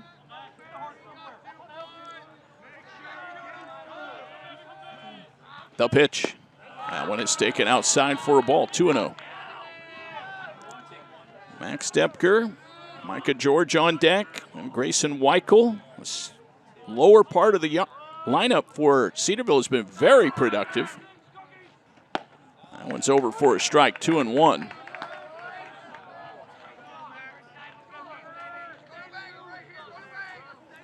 Really up and down the lineup. 8 of the 9 starters have hits.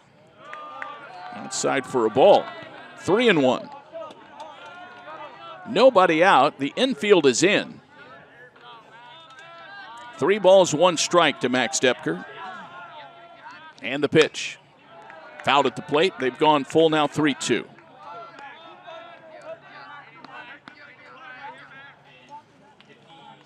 Let's see what happens here on 3-2. I have to think he's going to get a fastball. There it is. He checked his swing on it and strikes out. That's the 4th strikeout for Tucker. Number 11. 6th of the day for Kentucky Wesleyan pitching. Here's Micah George with Graham Ward over at third base.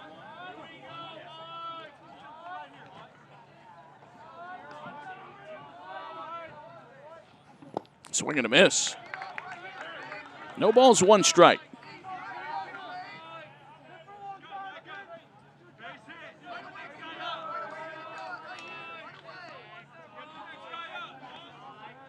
No balls, 1 strike. Here comes the kick and the pitch, and that one is taken high for a ball. 1 ball, 1 strike.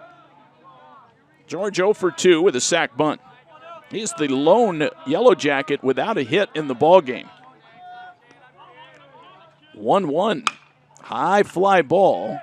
Shallow right. Ratliff got a late start. He slides in. He can't get it. It bounces away from him. George to second base as he dropped the double end to shallow right field. Graham Ward scores. That makes it 8-1. George with the Texas League double as Ratliff was playing deep and kind of got a late start off the bat, coming in toward the infield and just could not get there. Slid down, could not make the catch. It's the 19th RBI for Micah George. 2 runs in the inning, only 1 out.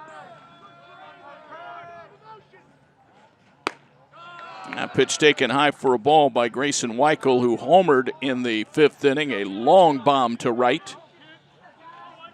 There is action going for Kentucky Wesleyan in the bullpen.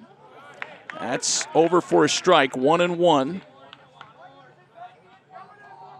Weichel 2 for 3, 2 RBIs. 12 hits in the game for Cedarville. Way outside, 2 balls, 1 strike.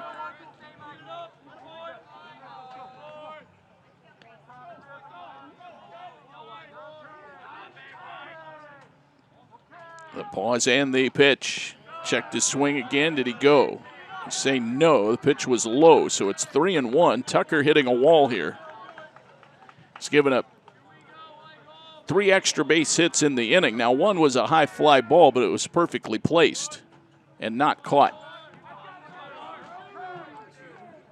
3-1. Ground ball towards shortstop. Molnar charges in and gets it. Throws on the run. Kind of a sidearm throw. And he put it right on the money. Michael is out. That moves Micah George to third base. The catcher, number 12, Danny DeMoss. Here's Danny DeMoss now, 1 for 3.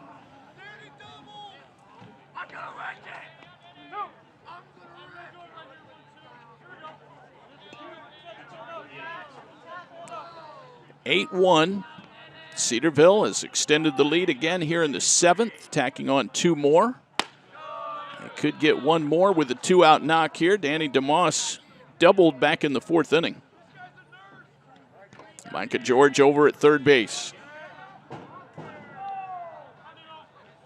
1-0, that's high. 2-0. Looks like they have gone through the first 2 innings scoreless over at Prasco between the top-seeded Eagles and the Ohio Dominican Panthers.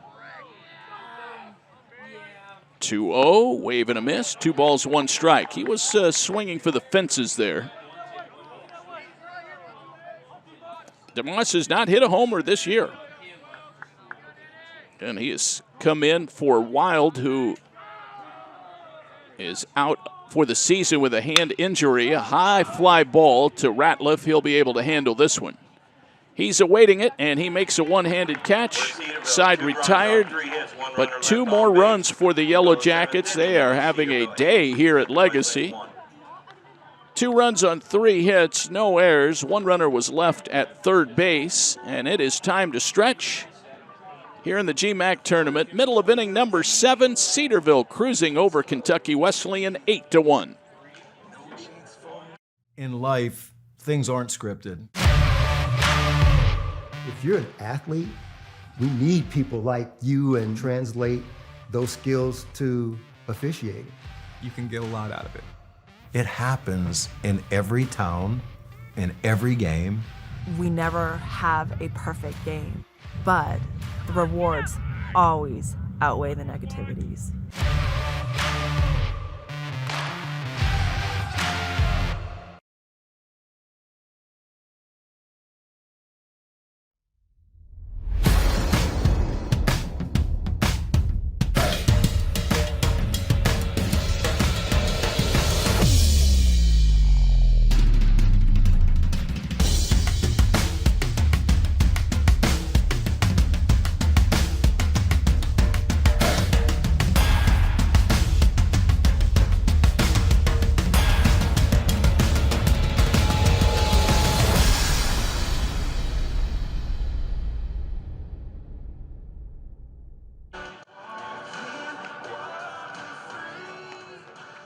Well, we are in the bottom half of the 7th inning now, and time growing short for the Panthers of Kentucky Wesleyan here in the tournament for the 12th consecutive year.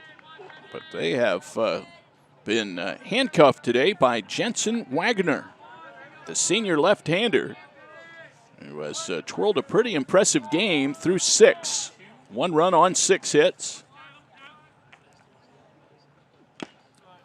First pitch by leadoff batter Logan Molnar is fouled back to the catcher DeMoss. Legacy Field here at Prasco Park, 8-1 Jackets. Panthers batting. Logan Molnar, Tucker Hagan, Elijah Stockton are the leadoff 3 hitters. And Liam Hudson if they get someone on base. 1 ball, 1 strike now to Molnar, who is 2 for 2. Make it 3 for 3. This one batted into the gap in left center field. It's cut off by George. Molnar going for 2. Throw is offline. He'll go in standing up with a double. Very nice day for Logan Molnar, with a double into left field to lead things off. That's the 7th hit for Kentucky Wesleyan. Jensen Wagner out of Covington, Ohio. 6'1", 220-pound senior. He is delivering a very solid outing here in the tournament opener for the upset-minded Yellow Jackets. Pickoff play to second. Pretty good throw back there. Molnar saw what was happening. He got back safely.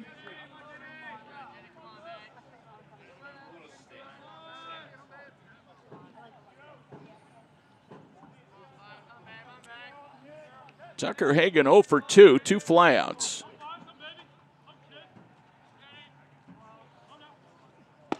That's over for a strike.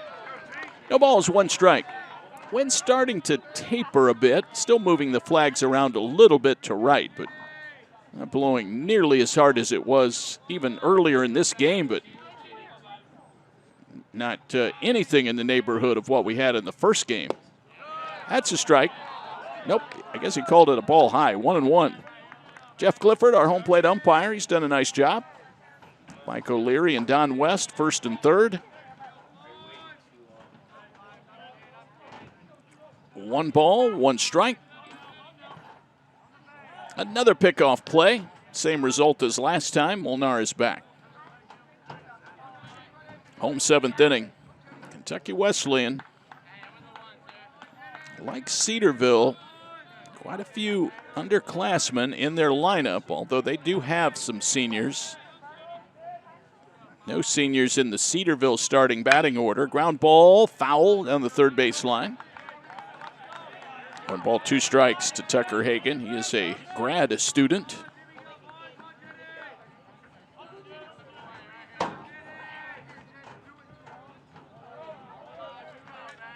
Outfield straightaway. Martin playing toward the middle at second, fouled back. Right-handed batter, Tucker Hagan. He's got a lot of space on the right side, but Cedarville is expecting him to hit either up the middle or pull it. Molnar had a leadoff double.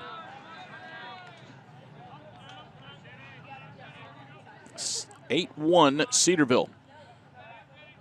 Wagner to the plate. That's socked into center field. That's a base hit. Molnar's being stopped at 3rd. They'll be on the corners.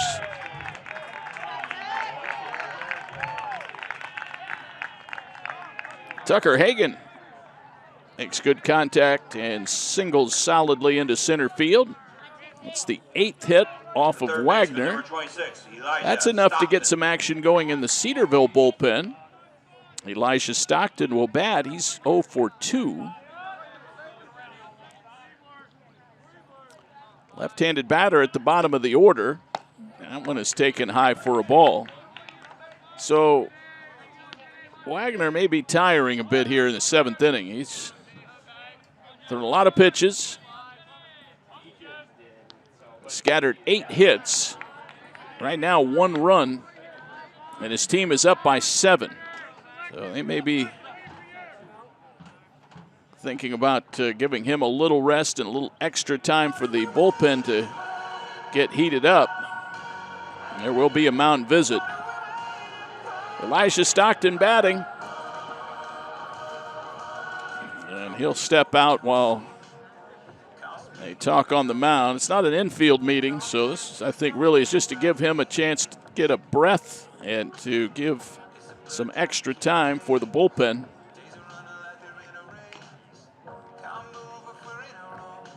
And to get a look at the Cedarville reliever.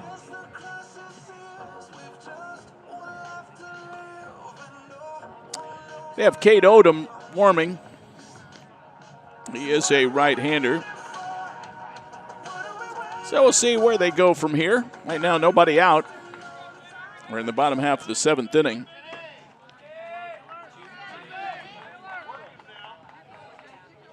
Stockton has hit the ball on the ground twice and been thrown out. He's got a good hitter's count, 2-0. He gets hit that time. Got hit on the right shoulder. That loads the bases, so Kentucky Wesleyan, maybe their biggest rally of the day. Center fielder, number 1, Liam Hudson. Top of the order, bases loaded, no one out. Liam Hudson batting. So if they are to get back into the game, it's right now. This is it. Ashland has taken a lead in the bottom of the 2nd inning on Ohio Dominican, 2-0 there. That's over for a strike. The count is 0-1.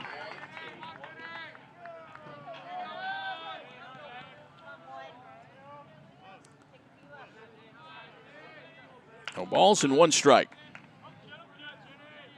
Here is the kick and the pitch. That's up the middle. That's a base hit by Hudson. That's going to score Molnar. Hagan is being waved around. Throw will come to third. It's a 2-run single for Liam Hudson of Kentucky Wesleyan. That makes it 8-3. Yellow Jackets lead is cut to 5. Hudson's first hit of the tournament, and he drives in RBIs 45 and 46, and that's going to be it for Jensen Wagner. So his last pitch of the day is a solid line drive single up the middle by Liam Hudson, and he just flat ran out of gas. Probably should have gotten out of there after 6. He will leave with runners at first and second, still his responsibility. 2 runs in. Wagner did a great job. Faltered here in the 7th, and they'll see if Odom can put out the fire. Pitching change timeout here at Legacy. Cedarville leading it by a score of 8-3. I'll tell you more about the new relief pitcher for the Yellow Jackets when we come right back on Flow College.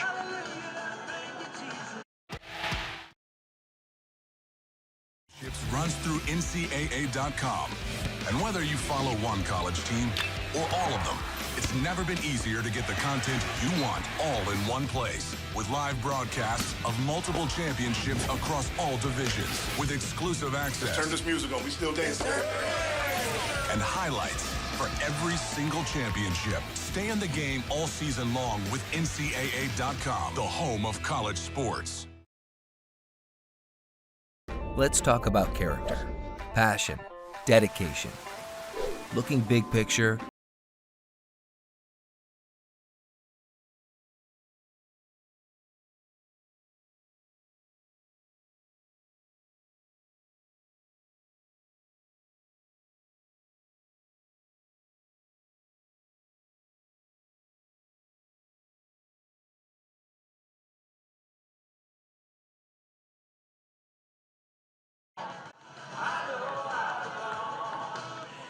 Well, Cade Odom is the new pitcher.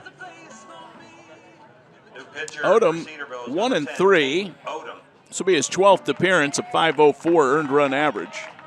25 innings. Now batting the second baseman, 16 4, runs, Jacob 14 earned. He's walked 11, struck out 13.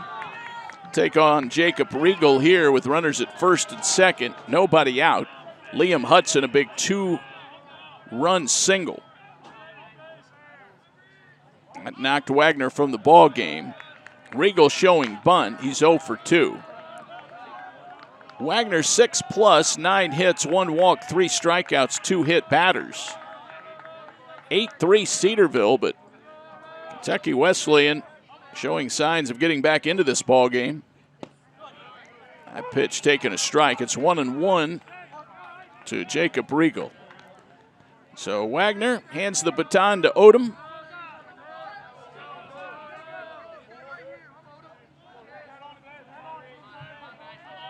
Tate Odom, a right-hander out of Houston, Texas. Summer Creek High School. 1-1, low and in for a ball. 2 balls, 1 strike. Jacob Riegel at the plate was hit by a pitch in the first inning.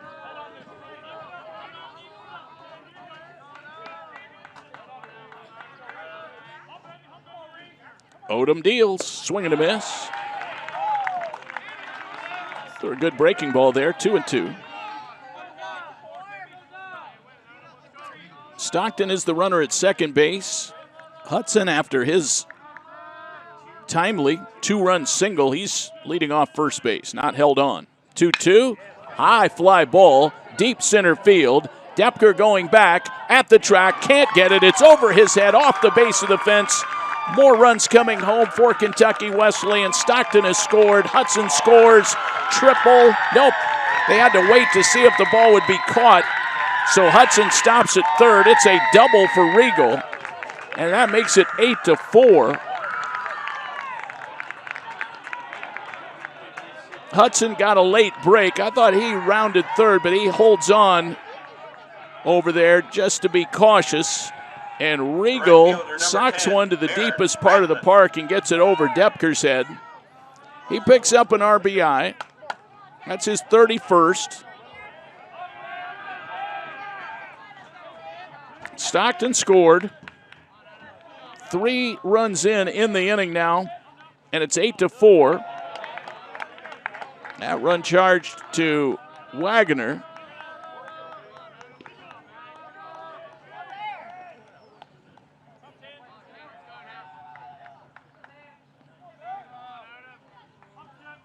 Batter is Ratliff. He takes the first 2 out of the strike zone, 2-0. Ratliff homered in the 4th, walked in the 6th. We're in the bottom of the 7th inning. It's now 8-4 Cedarville after 3 have scored for KWC. Ball 3 inside. Riegel, no surprise, he has some pop in his bat. 8 homers and would have had a 9th had he pulled that ball at all. That one's ball 4. It's a 4-pitch walk. So Odom coming in, pouring gas on the fire. That will bring Rhett Dysholm to the plate. Cedarville will get another reliever up. 7, Rhett Dysholm. And throwing now. Or at least they've got some guys stirring around. Looks like somebody will start throwing. Here comes the right-hander's pitch, low and away for a ball, 1-0. That one not close.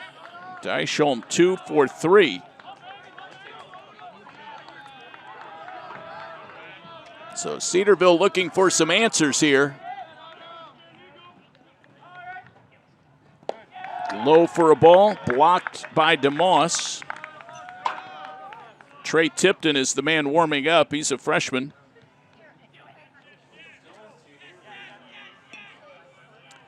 DeMoss will run the ball back out to Cade Odom. Hudson at third, Riegel at second.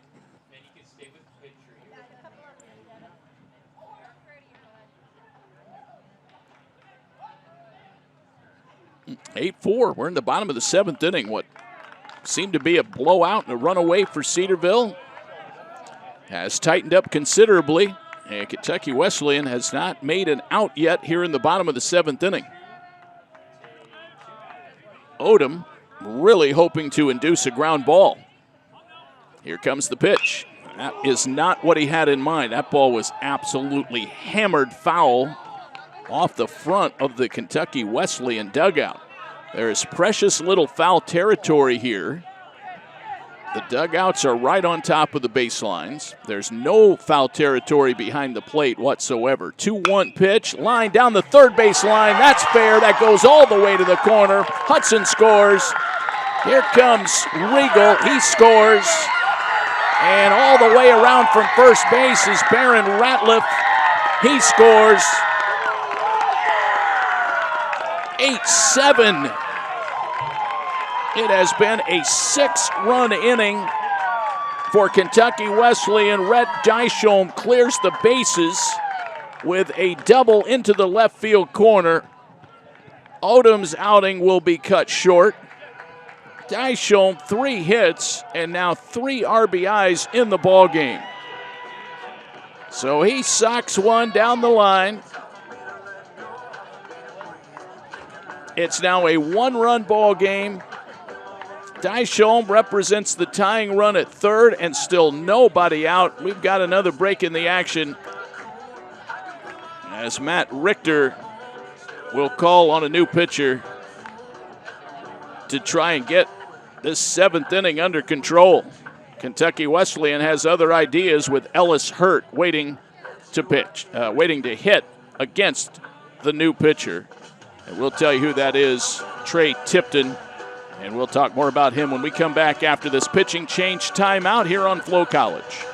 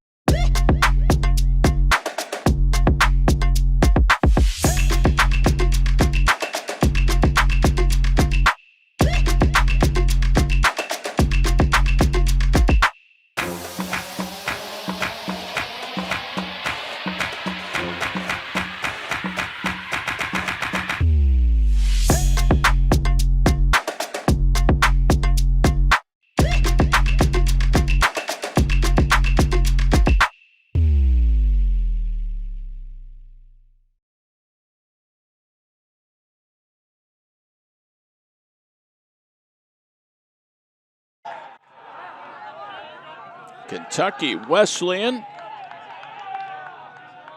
with a 6-run rally, and they have not yet committed or hit into an out. Got the right-hander, Trey Tipton, on to pitch for Cedarville. Here comes the right-hander's delivery and a wave and a miss by Ellis Hurt. He was up there committed to swinging no matter what. Went after a bad ball away. Tipton making his 11th appearance, 1-2, a 3.29 earned run average, 13 2/3 innings. 8 runs, 5 earned, 4 walks, 11 strikeouts. That is his line for the season.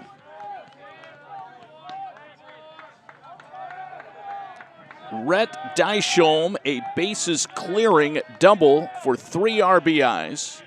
Ellis Hurt at the plate, Dysholm at second. Time is called, pitch clock violation. That'll make it 2-1. So when it rains, it pours for Cedarville. Everything going haywire. That's our first pitch clock violation, I believe, of the day.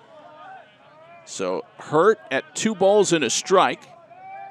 Here is the pitch. It's low for a ball and blocked by DeMoss.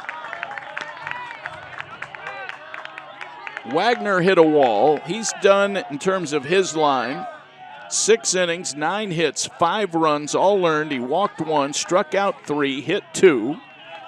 Odom, no outs. Faced 3 hitters, gave up 2 doubles, and walked a batter. That's low, ball 4. So Tipton comes in and walks the first batter that he faced. That is Hurt, so he's aboard. The catcher, number 8, Colson. First and second for Colton Perry, who is 0 for 3. He's the 9th man to bat, and no one is out.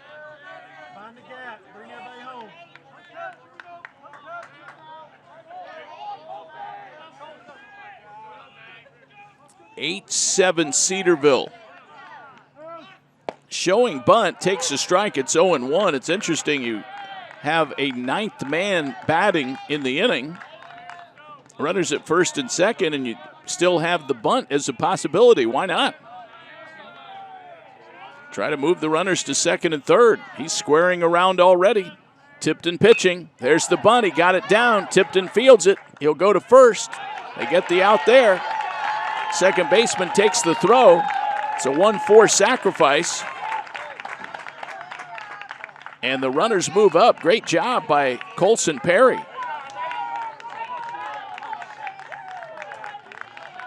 The shortstop, number 2, Logan Molnar. So Molnar will bat. Second and third. Molnar led off the inning with a double to left. The pitch. That's an error on the inside corner for a strike. It's 0-1. So you talk about coming back with a vengeance. 1 out. This is the 10th batter of the inning.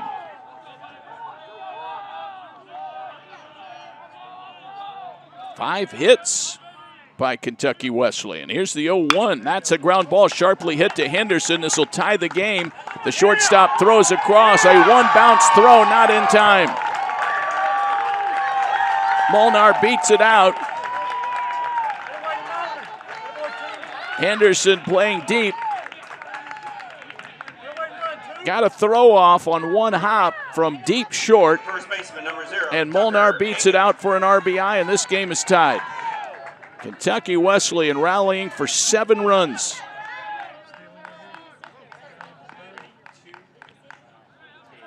Dysholm scored. Hurt moves to third. And now the batter is Hagan. He takes a strike.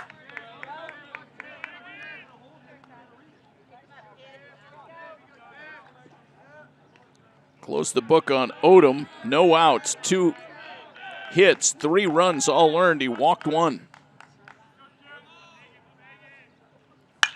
Here's a fly ball, right center field. That's going to drop for a hit. It's down in right center, fielded by Dioka. Hurt scores, and Kentucky Wesleyan has raged back here in the 7th inning. They lead it 9-8 on the single by Tucker Hagan. Third baseman, number 26, Elijah Stockton. Hagan 2 hits in the inning. Molnar moves up to second.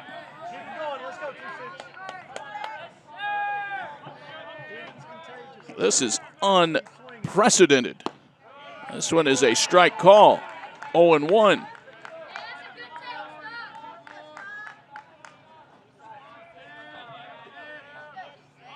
Eight runs in here in the 7th inning and only 1 out. That one fouled back off the top of the screen. No balls, 2 strikes to Elijah Stockton, 0 for 2. He was hit by a pitch in the 7th inning. That was still Wagner earlier this frame when he hit Stockton. 9-8 KWC. The pitch. High pop foul. Get out of play behind us as well. My goodness. Cedarville has to be wondering what in the world has happened. Ashland is up 3-0 in their game. Another swing, another foul.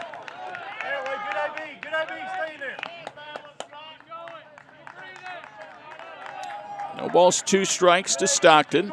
Trey Tipton. They do have another right-hander throwing for Cedarville. They've just not been able to get any relief help. Here's the 0-2 way inside. 1 ball and 2 strikes to Elijah Stockton, the sophomore. This is the 12th man to bat in the inning.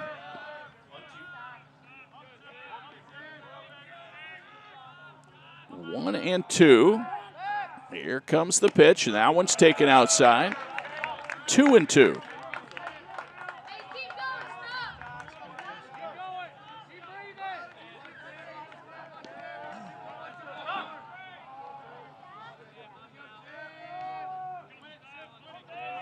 Tipton pauses at the belt. The right-hander lets it fly. Swing and a foul tip at the plate. Stockton stays alive. He's got a good at-bat going here. The dangerous Liam Hudson is on deck, 1 for 4 with that 2-run single earlier this inning.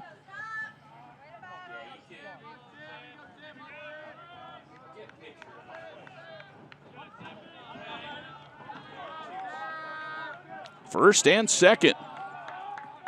They've taken the lead, and they have designs on building on that lead. 2-2. Fly ball deep left, but foul. He hit it the other way, a long way.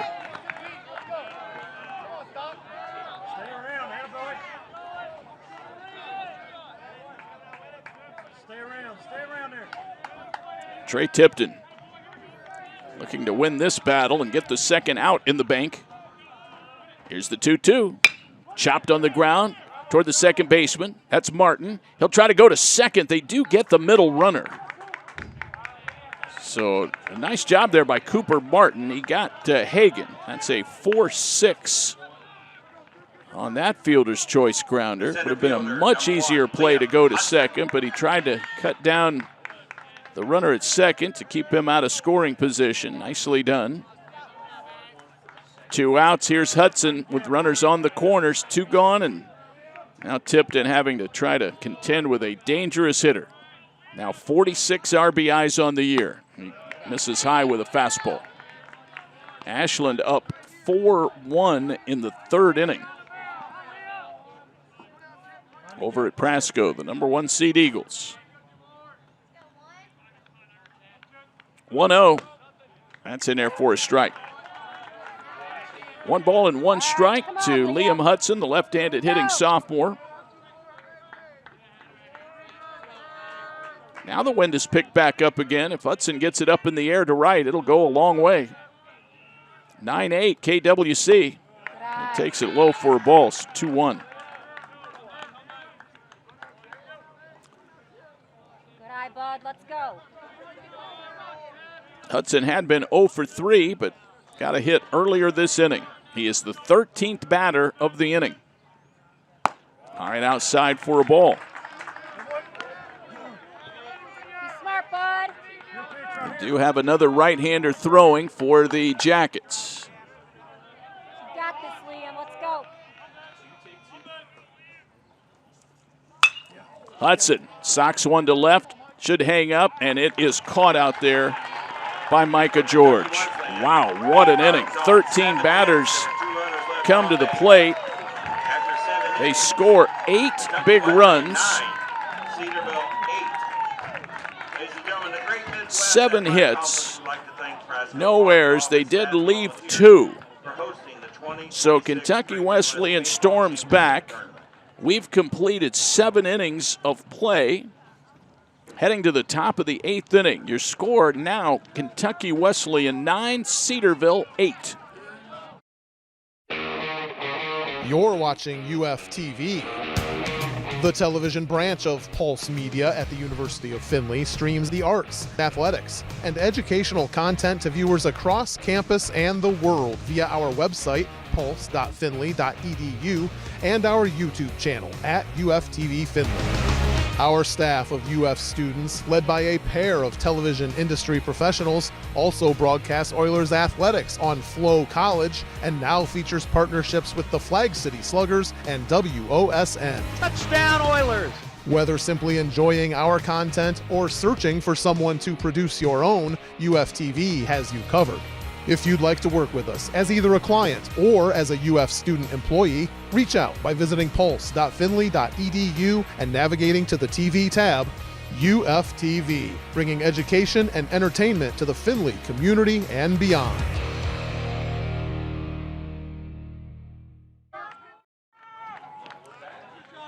Well, a remarkable comeback here at Legacy Field. Sun is coming out on this beautiful evening here in Mason, Ohio. Now the Jackets will try and rally back into the ball game. Cooper Martin to lead things off in the 8th inning against Josh Tucker, who all of a sudden is the pitcher of record. Cade Odom on the Well, let's see here. That might not be right. Let me see. I think maybe Trey Tipton would be on the losing end right now. It was the run charge to Tipton that put Kentucky Wesleyan in the lead. So we'll see how all that plays out. 1-2.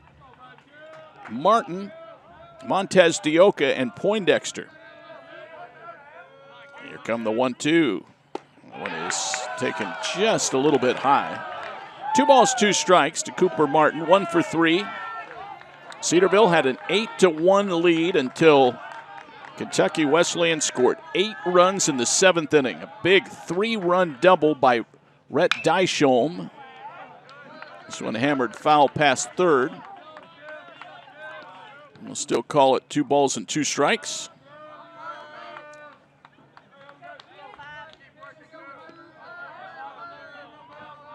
You talk about a rally and a half. 13 batters coming to the plate. 2-2. Strike 3 call and a curveball. Martin goes down looking. So now Josh Tucker is fired up. That is his 5th strikeout. There's Chris Montez Dioka, who is 1 for 4, his 5th plate appearance. We're in the top of the 8th inning. That one's high for a ball, so a 1 ball, no strike count. These teams split 4 games in Owensboro during the regular year. 1-0, chopped on the ground toward the middle, cut off by Molnar, and his throw across in time. Hagan with a nice stretch. 6-3 on the putout. Grant Poindexter will be the batter. So right now, Kentucky Wesleyan in a situation where they're counting outs. Poindexter trying to get on. He's 2 for 4, 2 RBIs.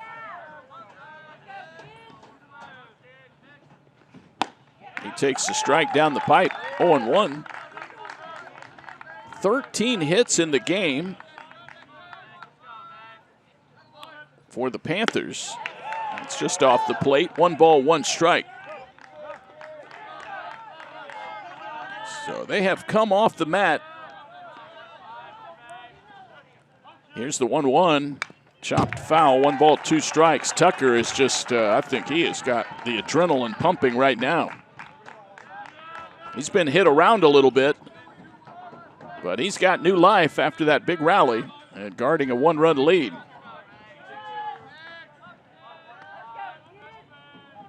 One, 2. Outside for a ball, 2-2 on a fastball. Poindexter batting. Sophomore trying to get on with 2 out. Cedarville down a run. Here comes the 2-2 pitch. Wave at and a miss. Poindexter goes after the outside heat. 6 Ks for Josh Tucker. He works quickly and efficiently in the top of the 8th inning. And we go to the bottom of inning number 8. It's Kentucky Wesleyan 9 and Cedarville 8.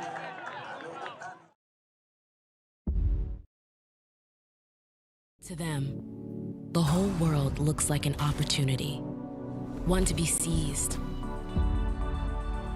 built upon, and made better for their sport and the people around it.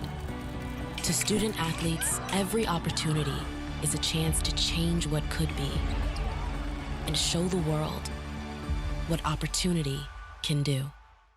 If you're not here for Fandom 101, you're in the wrong class. Here, we learn the fundamentals of fanology, the basics of bringing the noise, and the physics of bringing out.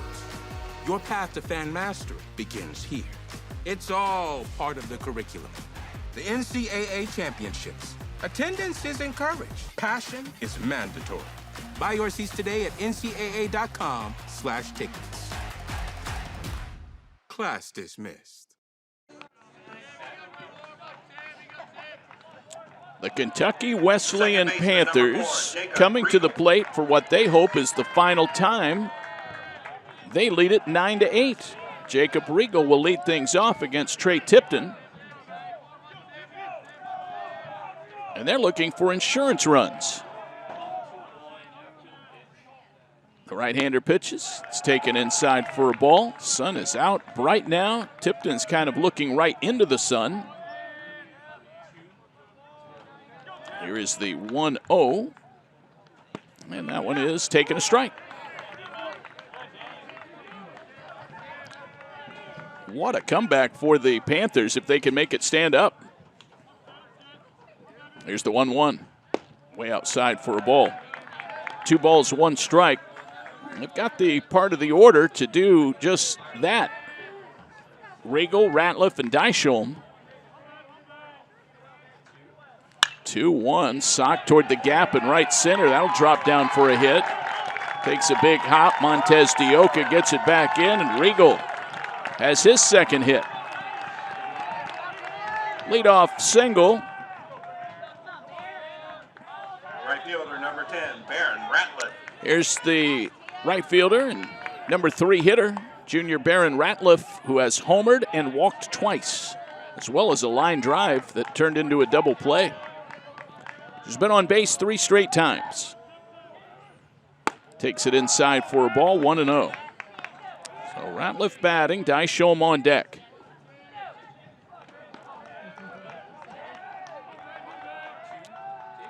"14 hits in the game. Runner goes. Pitch is taking a ball. Throw to second is perfect. Second baseman Martin takes the throw, and they apply the tag to Regal. 2-4 on the caught stealing. Nicely done by Danny DeMoss. Guns the runner down. 1 out. Ratliff at 2 balls, no strikes. That one belted down the left field line. Would have scored a run. That's going to go all the way to the 325 marker. Baron Ratliff goes to second. Takes a wide turn and holds on right there with a 2-bagger. 2 extra base hits for Ratliff in his tournament debut. A 15-hit effort. Number 7, Rhett Dysholm. Dysholm cleared the bases with a bases loaded double in the 7th. He has a 3-hit day, 3 for 4.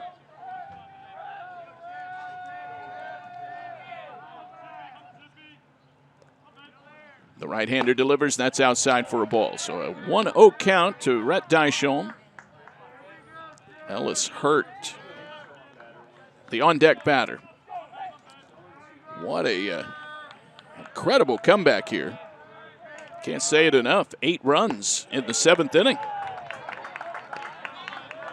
Ball 2 to Dysholm. Tipton trying to stay away from the heavy hitter. It's up to 40 RBIs now. 3 hits will help that 339 average, and a high fly ball to center field, sending Depker back short of the track, makes the catch. Ratliff will move on over to third base on a tag up. Dysholm out. Got under that one and hit it to center. 2 out. Here's Ellis Hurt. One good thing for Cedarville, they have Eli Henderson coming up first in the 9th inning, so they are hoping to be down only 1.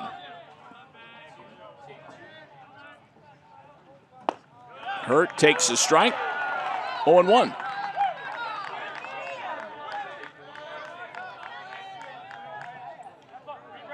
Bottom half of the 8th inning, 9-8. Kentucky Wesleyan trying to hold their upper seed in this game and prevent the upset-minded Jackets from advancing in the winners bracket.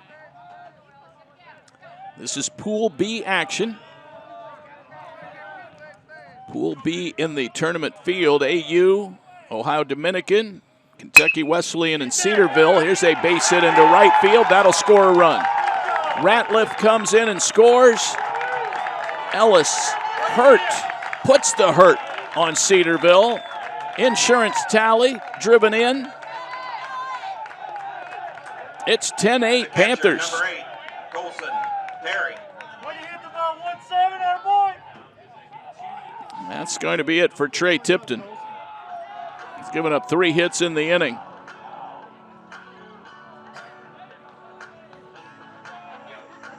10-8. They will be forced to bring in another reliever. And Colson Perry will be the scheduled hitter. Cedarville going back to the bullpen. This will be their third hurler. It'll be Nathaniel Atkins, the senior, coming in. We'll tell you about Atkins and continue our play-by-play presentation after we pause for this pitching change timeout on Flow College.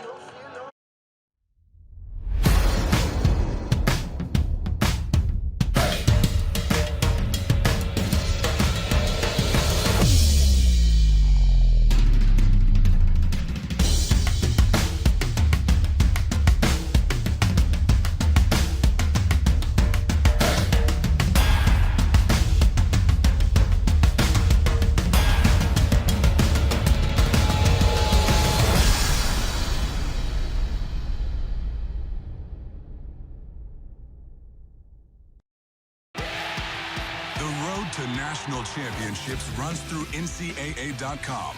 And whether you follow one college team or all of them, it's never been easier to get the content you want all in one place. With live broadcasts of multiple championships across all divisions, with exclusive access. Turn this music on, we still dancing.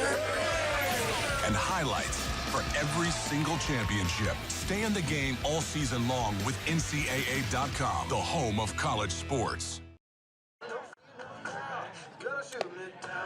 Well, Nate Atkins takes over, 2-3 on the year, 4.78 ERA.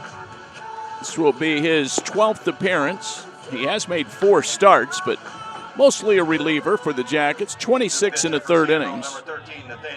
19 runs, 14 earned. He's walked 15, struck out 12. Takes over for Tipton, who goes an inning and 2/3, gives up 5 hits, 1 walk, no strikeouts. Still responsible for Hurt aboard at first. He's given up 2 runs. Atkins, the right-hander, out of Fairview High School. Runner goes from first. The breaking ball slips out of his hands. No chance for DeMoss to throw it. And so Ellis Hurt swipes his 9th base of the year. Colson Perry, 0 for 3 with a sac bunt.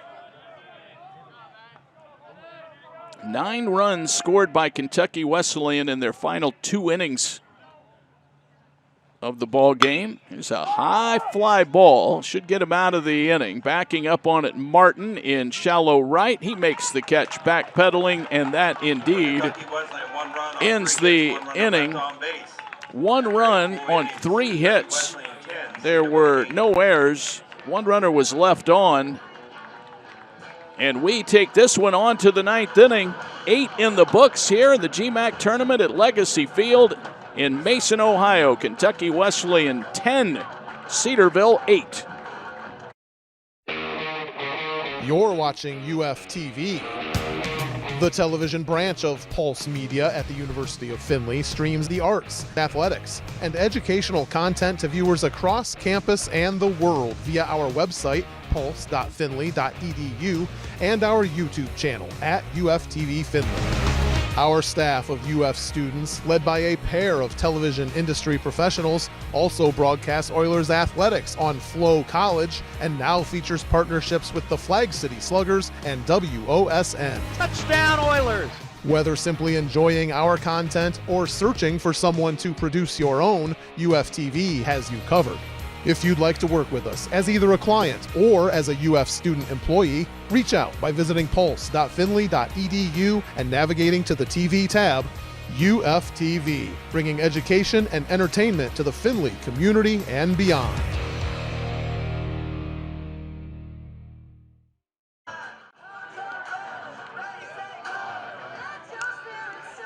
On we go to the 9th inning. Last chance for the Yellow Jackets, who once enjoyed a comfortable 8-1 lead in this ball game, but Kentucky Wesleyan has stormed back in the late stages.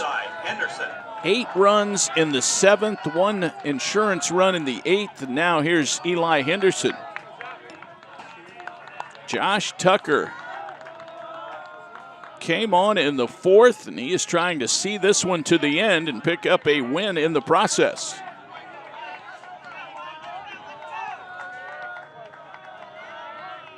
Incredible comeback. Eli Henderson will try and get on base and somehow get the tying run to the dish.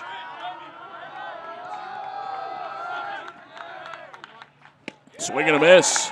1 ball, 1 strike.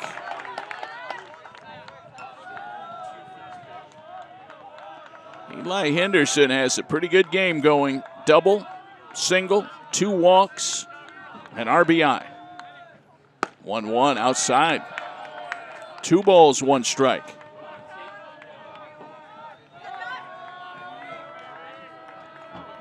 If Tucker can get this thing done, it'll be his 5th win of the year. 2-1 outside. 3-1. Looks like they're just watching from the bullpen. I don't think anyone is loosening. Here's the 3-1. The right-hander delivers and a line shot into right center field. Base hit. That is going to angle into the gap. Henderson's going for 2. Throw will be cut off, and he has a 2-bagger and a 3-hit day. Eli Henderson, the league batting champ, 3 hits here in the tournament. Tying run comes to the plate, and that's going to be it for Tucker. So Todd Lilpop did indeed have someone ready. Tucker gives up the hit. And we'll turn things over to the KWC bullpen.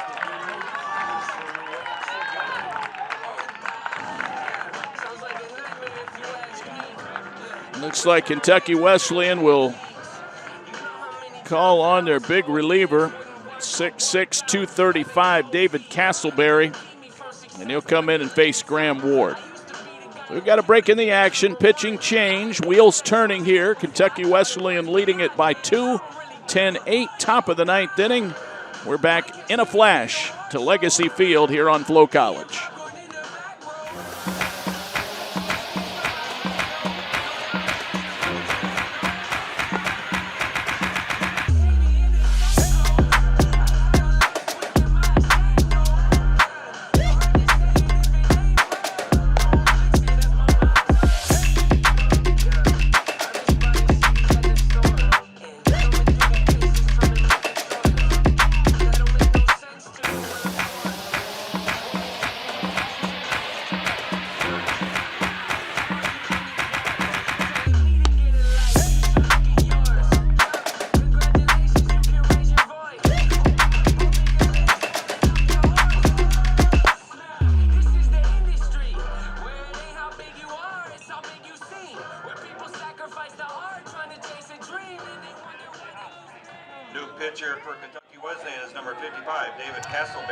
Well, what else do we have in store here? Let's see if Cedarville has some heroics up their sleeves. Graham Ward against the closer, David Castleberry, the Lexington, Kentucky product with 6 saves on the year. He's 5-1, a 4.58 ERA. The right-hander delivers way outside. It's 1 ball and no strikes to Ward, who tripled in a run back in the 7th inning. He's 1 for 4. 10-8, Kentucky Wesleyan, top of the 9th inning. The right-hander pitches, it's in there for a strike. Henderson at second base. Ward at the plate, no one out. A 2-run lead for Castleberry. Here's a pop-up on the infield and playable over there by Jake Regal. Ward out, 1 down. Castleberry comes in and gets his first out recorded. Number 25, Max Depker. 5 1/3 innings for Tucker. He gave up just 5 hits, 3 runs. He's responsible for Henderson out there. Tucker struck out 6 batters and did not issue a walk. Gave up a home run to Weichel. Here's Depker. 1 for 3 with a walk. The pitch, a swing, and a foul tip back to Colson Perry. So Castleberry in the game, trying to finish it out, nail it down.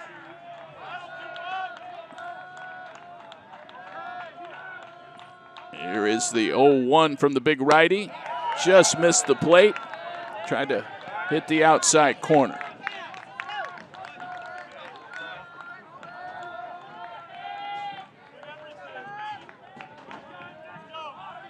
One ball, one strike. Eli Henderson off second. Here comes the pitch and a tapper. It is going to be a fair ball. It's picked up by the catcher. They throw to first, not in time. Depker beats that out. Slug bunt single right out to the pitcher's mound. Henderson moves to third, and the tying runs are on base, believe it or not.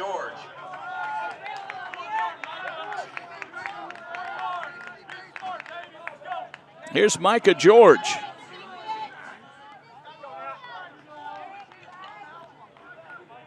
Things in motion here for Cedarville in a 10-8 ball game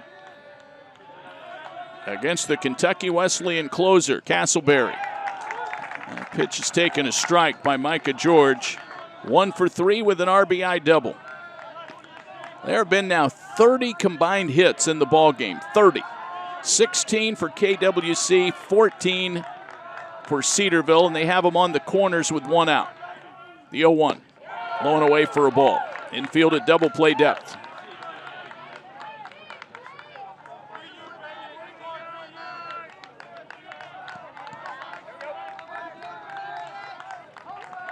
Micah George batting, sophomore, against Castleberry, the senior. That's at the knees for a strike. 1-2. Chilly air here on May the 6th. Looking for maybe some warmer air tomorrow. Here comes the pitch, 1-2, fly ball, right field, tough play, Ratliff. He gets to the spot, he makes the catch, throws all the way back to first. This will be a double play to end the ball game. Depker thought it was going to be a gapper. He was all the way at second. It's over. Ratliff makes the catch on the Micah George drive. Fires all the way back to get Depker to end the ball game. Their second double play of the night. And it seals a 10-8 victory for Cedarville in the 9th inning. No runs on 2 hits, no errors, and 1 runner was left on base. What a comeback for Kentucky Wesleyan. David Castleberry gets the job done in the 9th.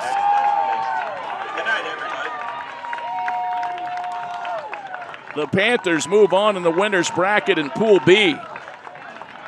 And the Yellow Jackets walk off, wondering what might have been. Here are the final totals. Kentucky Wesleyan, 10 runs, 16 hits, no errors, they left 8. Cedarville, 8 runs, 14 hits, no errors, they left 7. Josh Tucker the win to go 5-3. Trey Tipton suffers the loss, he's 1-3. David Castleberry the save, his 7th of the year. Was a 2-hour and 48-minute ball game. Kentucky Wesleyan now 27-22. Cedarville drops to 23-26. And they are bounced to the losers bracket. Both will have games tomorrow. That'll wrap up our coverage from Legacy Field. What a game for Kentucky Wesleyan. Rhett Dysholm, a 3-hit, 3 RBI game. You had Logan Molnar with 4 hits, 3 singles, a double, and just a massive late game rally by the Panthers, leading them to victory here in the GMAC tournament. Special thanks to Seth Dahlhausen at the controls and all of our crew here at Legacy Field. We'll have plenty of baseball coming up tomorrow with a triple header on each diamond here at Prasco Park as the GMAC tournament swings into full force as we work our way toward a Saturday championship game. David Wilson saying goodbye now from Mason, Ohio. We thank you for joining us here on Flow Sports. Congratulations again to the Kentucky Wesleyan Panthers. Your final score, it was KWC 10 and Cedarville 8. This has been a presentation of the Great Midwest Athletic Conference and our proud television partner, Flow Sports.